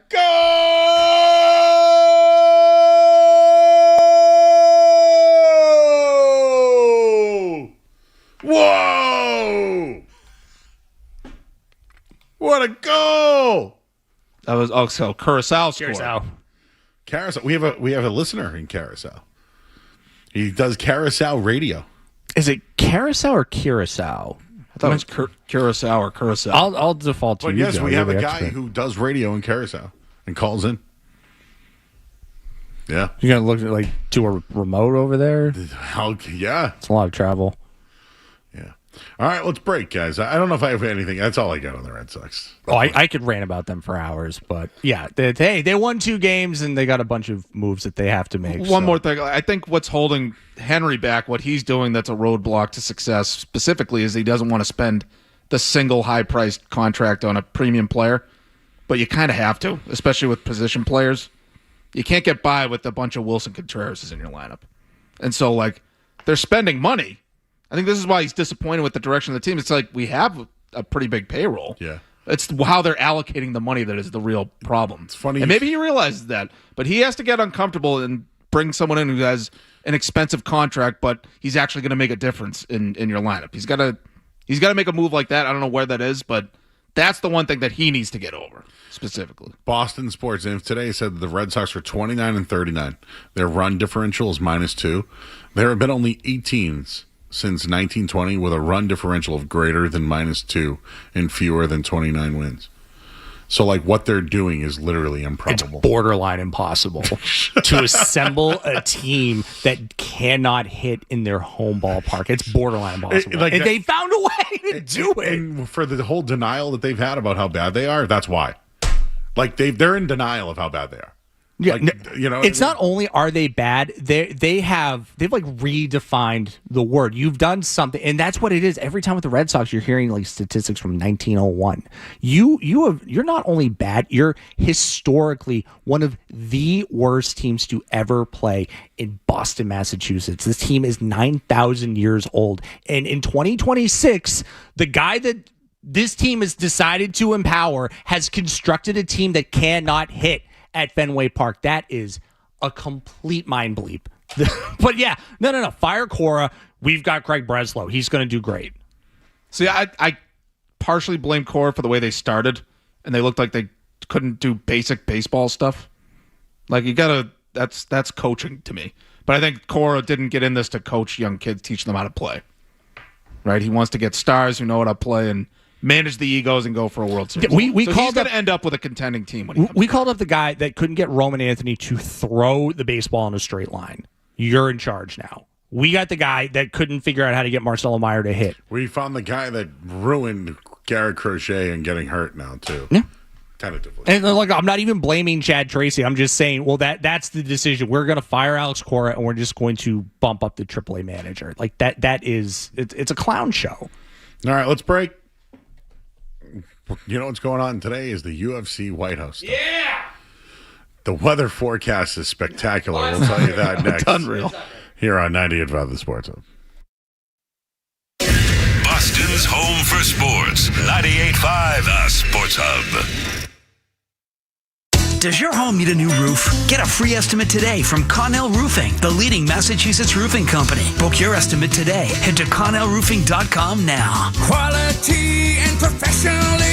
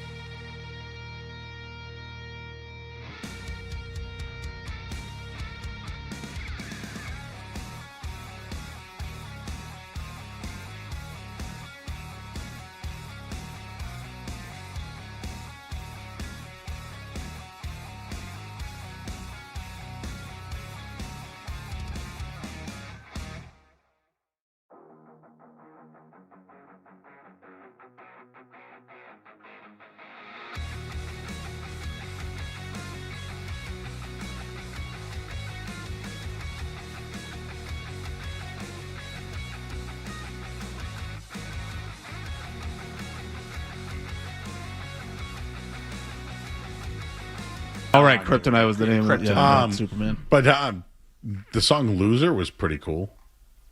'Cause I'm a loser, yeah. That was, I think of Beck. You when guys said don't know Loser. "Loser"? I was thinking of Beck. Oh, Beck, "Loser." Yeah. You always saw you pay there. Oh, Yeah. Paired the Paired the door. door. Door. Well, 3 Doors Down, rest in peace. Oh, do you think they'll get a new singer or they're done? How could you do that?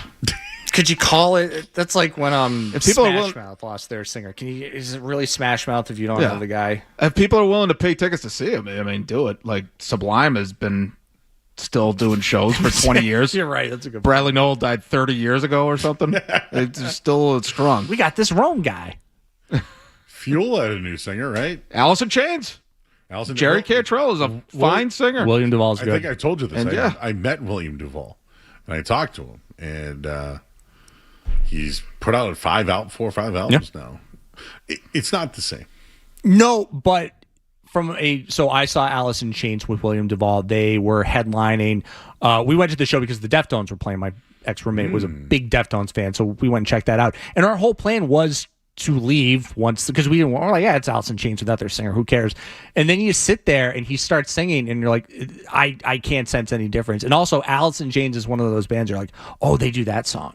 Oh, they do that song. So they just played hit after hit after hit after hit.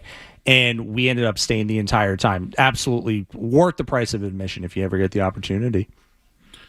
Well, today in Washington, D.C. is UFC tonight. I know the names, Ryan. Yes. But UFC and TKO, they also own WWE.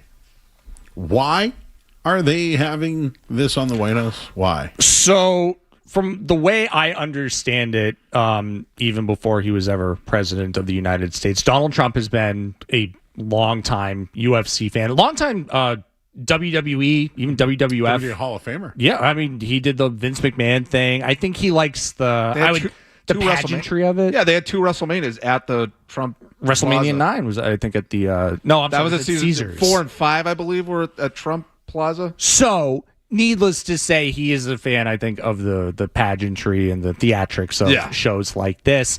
And Dana White is obviously a friend. Dana White likes to lead him out by the hand whenever, Trump is in town, and they'll sit him cage side and they play, Kid Rock or whatever. But there had been some rumors that Donald Trump, now in his second term, when he turns, I think, 80 today, that he wanted an event at the White House. And I heard that. I went, there's no way that's going to happen. That's ridiculous. And lo and behold, they worked with TKO and they worked with the UFC. And it's not just Dana White. It's like Hunter Campbell and their matchmakers, Mick Maynard and Sean Shelby. Their executive producer, Craig Borsari, said he's been there since the end of May trying to structure this whole thing. It's a long way of saying that the sitting president of the United States wanted to do this, and I don't think the UFC is going to make any real money off of this. I think they had like a $60 million budget that they already went under. So they're basically doing this because they're getting this platform. The president's asking you to do something, and Dana White's like, yeah, I'll do it. It's like a vanity project. Pretty much, yeah. Okay. What's the weather report today, please? Oh, boy, this has changed in the last hour. So sounds biblical. The humidity was always going to be a factor. From what I have been hearing, DC this time of year, Baltimore this time of year, very warm, very muggy. So, and rain was always a possibility. And this is something that I've seen a lot of the MMA pundits tweeting in the last hour, according to the Weather Channel. The Weather Channel released their forecast report for the UFC White House card tonight. They are predicting, what did you say, biblical, Matt? I think we're right around it. So a 60% chance of thunderstorms, heavy downpours, wind gusts up to 34 miles an hour, and mosquito and gnat swarms. So those last 3, I was anticipating. I guess I got bugs all over Is the that place. like a Jabba Chamberlain situation? Remember when he was on the mountain? Oh, yeah. Bugs. Oh, yeah. Oh, God. The thunder is a real issue. I mean, you can't even play football games when there is lightning in the area. So that's my biggest worry about all of this happening. I need the dumpster fire. I need it. If it rains and the heat and the bugs, I think will be enough to make it like a spectacle. If we get into lightning, it becomes unwatchable because now you're just waiting. I don't want anyone to get hurt. But if Donald Trump forces the show to go on and then someone gets struck by lightning, oh boy, that would be an all-time moment in history. The awning that they have. No, the matches must go on. No, it's a huge event. Listen, if he's awake at that point, maybe some thunder and lightning might, perk him up a little bit, because staying awake through some of these big meetings I've heard has been an issue. The awning that they have constructed has, in theory, is supposed to mitigate the rain. There have been other outdoor events. There was a King of the Cage event in 2004. I think it was called Slippery When Wet. Oh. It was in Southern California, where it famously never rains, because there's a song about it. It never rains in Southern California. It poured, and it was a mess. You see video of like Bruce Buffer back in the day with like a rain jacket on. It became tough, and you're slipping all over the place. I personally, as a fighter, if I'm already dealing with stuff, and then the fact that like I might get a bug in my eye, I might slip on something, and I can get cracked in the face and knocked out, I'm not feeling really great about that. They can say that this claw structure is supposed to keep the ring dry. I don't know how that works if it starts to get windy. Like, it might 34 mile an hour wind gusts means it's raining sideways. Yeah. The Family Guy, it's raining sideways. Like, that's what they're facing right now. Even if it wasn't raining, the weather for this was not going to be great. You're doing it in summertime. It's June. It's hot. It's gross. Dana White has insisted that this is happening no matter what. Again, lightning withstanding. And it's out of their control at that point. But he also said, so on one hand, Dana White's telling you, we're not worried about the weather. Everything's fine. Stop asking me about it. And then 20 minutes later, he's like, well, I'm not really looking to do an outdoor event again anytime soon. Well, why do you think that is? Because of the elements that you're dealing with. This card, Felger has asked me this numerous times as this has come up on and off the air. Are these real fighters? Are these real fights? Yes, Yeah, Sean 100%. Sean O'Malley's a star. We're talking. Topuria is like the best. Ilya right now, Topuria basically. is a two-time champion. Justin Gaethje is the American fighting, legend. and Alex Pereira has an opportunity, even though it's an interim title, has an opportunity to become the promotion's first 3-division champion. Like, here's where I am on it, and just like I don't want to. You want to hit it? No, I was going to say goal. I was going to. This is your thing. Germany goal. Germany goal. All right, a muted goal. Curacao deserved it. Look, I understand if you feel a certain way about the politics. Like it feels very like just with the state of the world right now. It feels like just inappropriate to have it.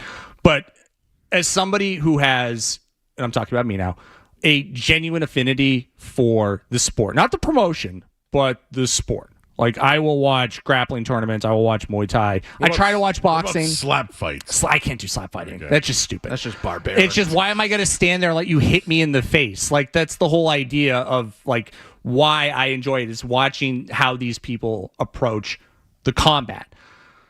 I would love for this to be a great representation of the sport, because 25 years ago, they're not even getting sanctioned in Madison Square Garden. They were performing in front of nobody during the pandemic. So I understand if you look at this and go, oh, it's gross, oh, it's inappropriate, I hope this is a cluster bleep. I understand. I completely understand where you're coming from. Where I am coming from is somebody who genuinely loves this sport and has like real enthusiasm for it compared to the other sports that we talk about on this station. I really hope that this is a good representation of Ilya Topuria, of Justin Gaethje, Sean O'Malley, by the way, who has a chance to become a megastar if he gets back to the fighter. I think that he can be.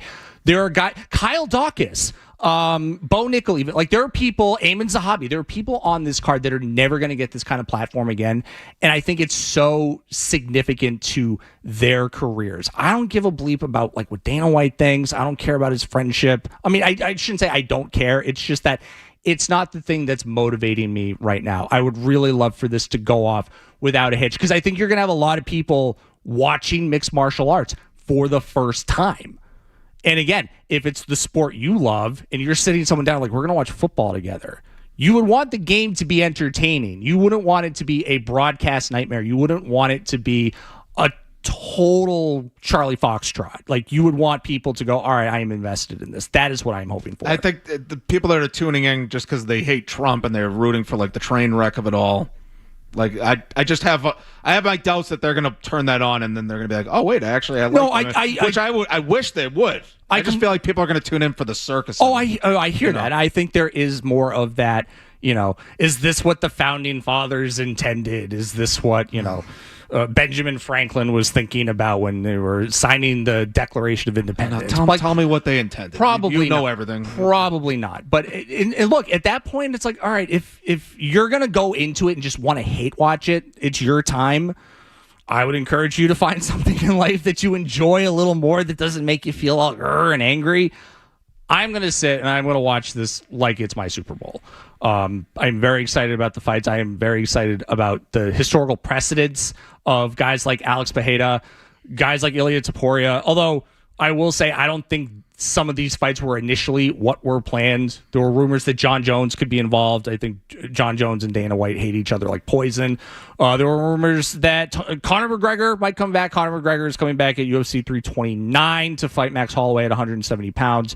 I think the idea was that Tom Aspinall would be ready to go. The Cyril Gane, who was in the co-main event, basically put his finger completely through Tom Aspinall's skull and really damaged his eyesight. I don't know who. And Tom Aspinall, by the way, reigning heavyweight champion.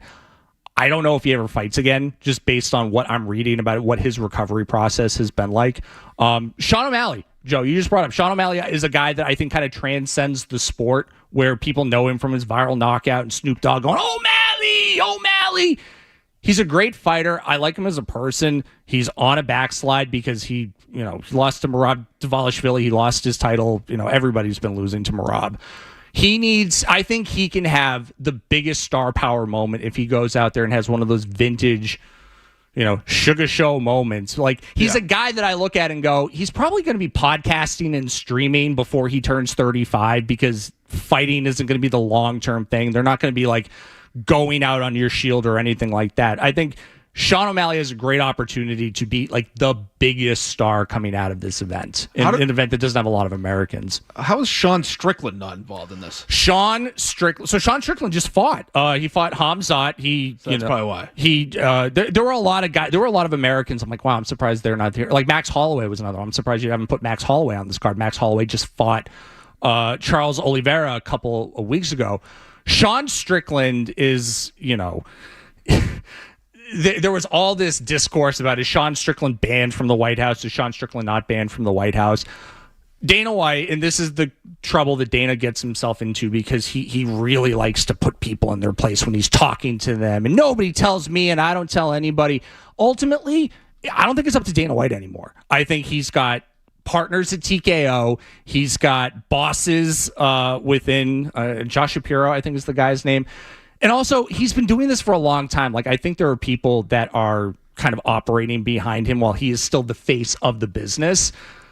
So if people are going to say, well, Sean Strickland is this crazy outspoken, he's kind of like internet edgelord personified. Oh, yeah. And that ruffles feathers. So, like, Paramount Plus is the organization that is broadcasting this. And I would not be surprised in the least if Paramount Plus is like, you're not bringing this guy to these events. He is a loose cannon.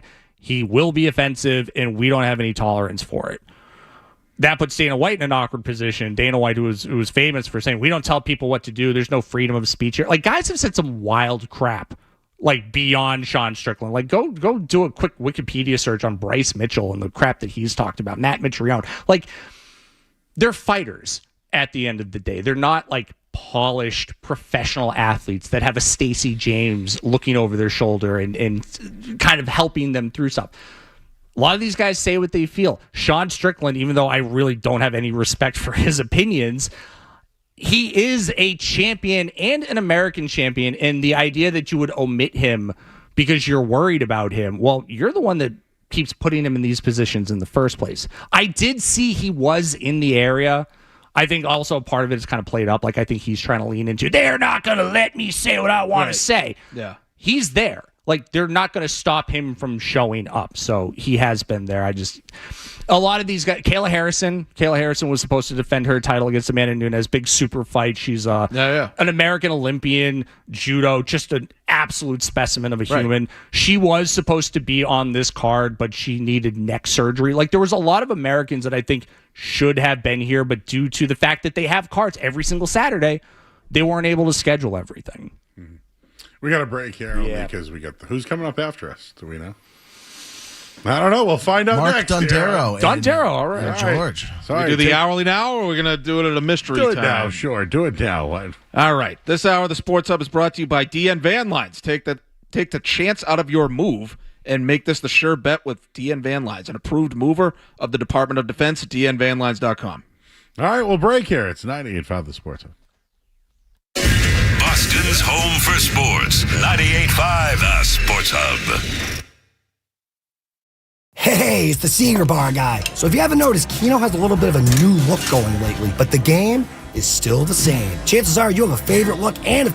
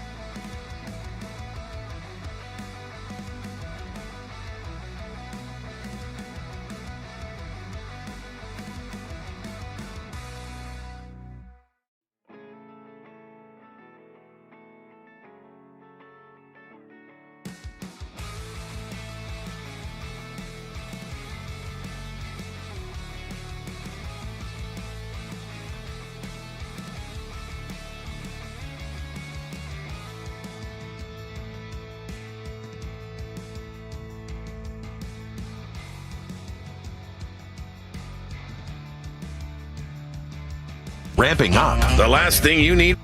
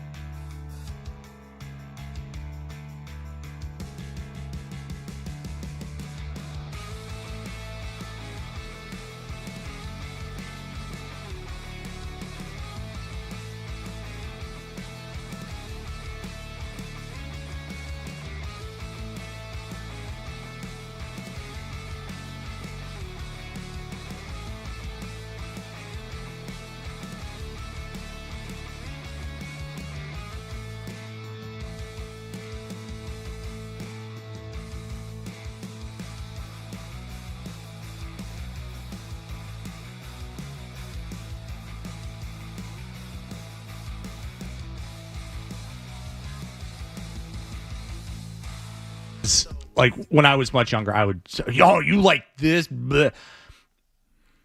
Taste is so subjective like that. It's just I didn't feel anything when I listened to that, and it doesn't need to be more than. So I hear some other stuff. I'm like, oh, this is kind of like some pop stuff, but I'm not going to sit and go, oh, you're into this, blah. I'm just going to go. I personally didn't. It's like Bruce Springsteen. I hear Bruce Springsteen, I feel nothing at all. But people love Bruce Springsteen. I'm not going to tell you you're wrong for liking the guy.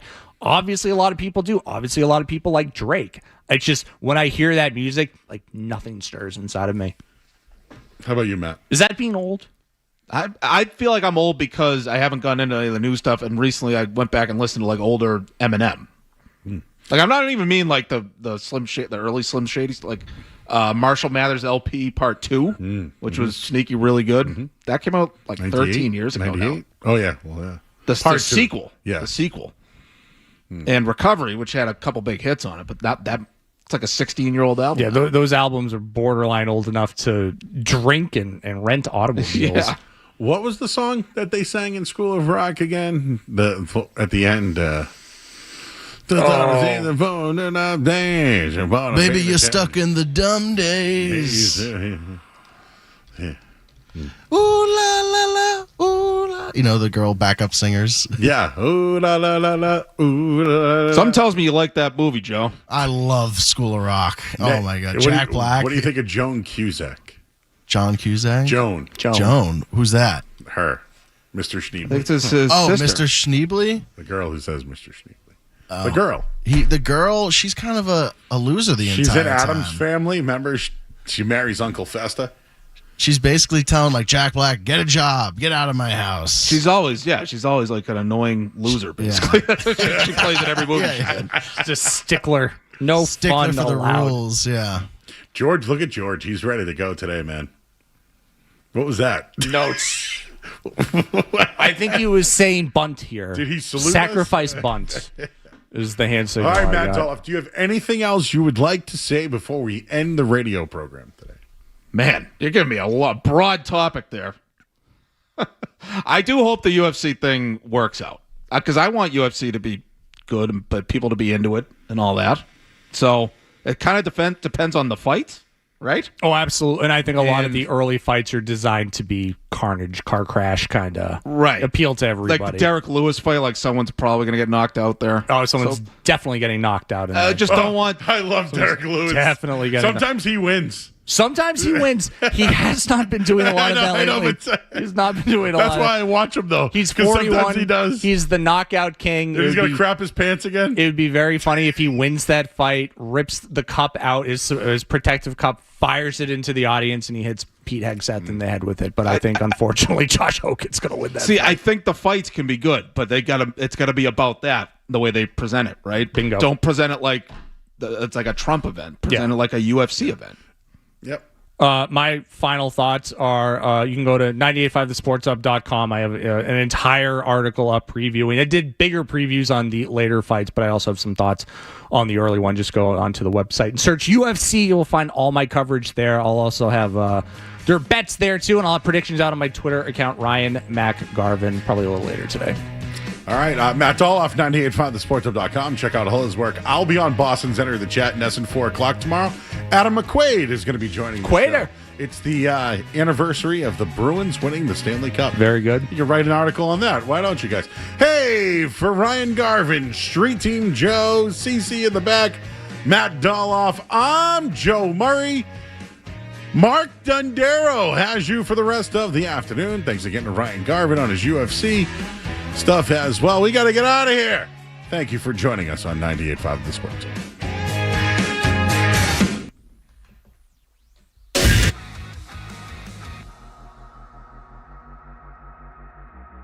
We aren't perfect, but we sure try to be. For 111 years, Bursar delivers what others promise.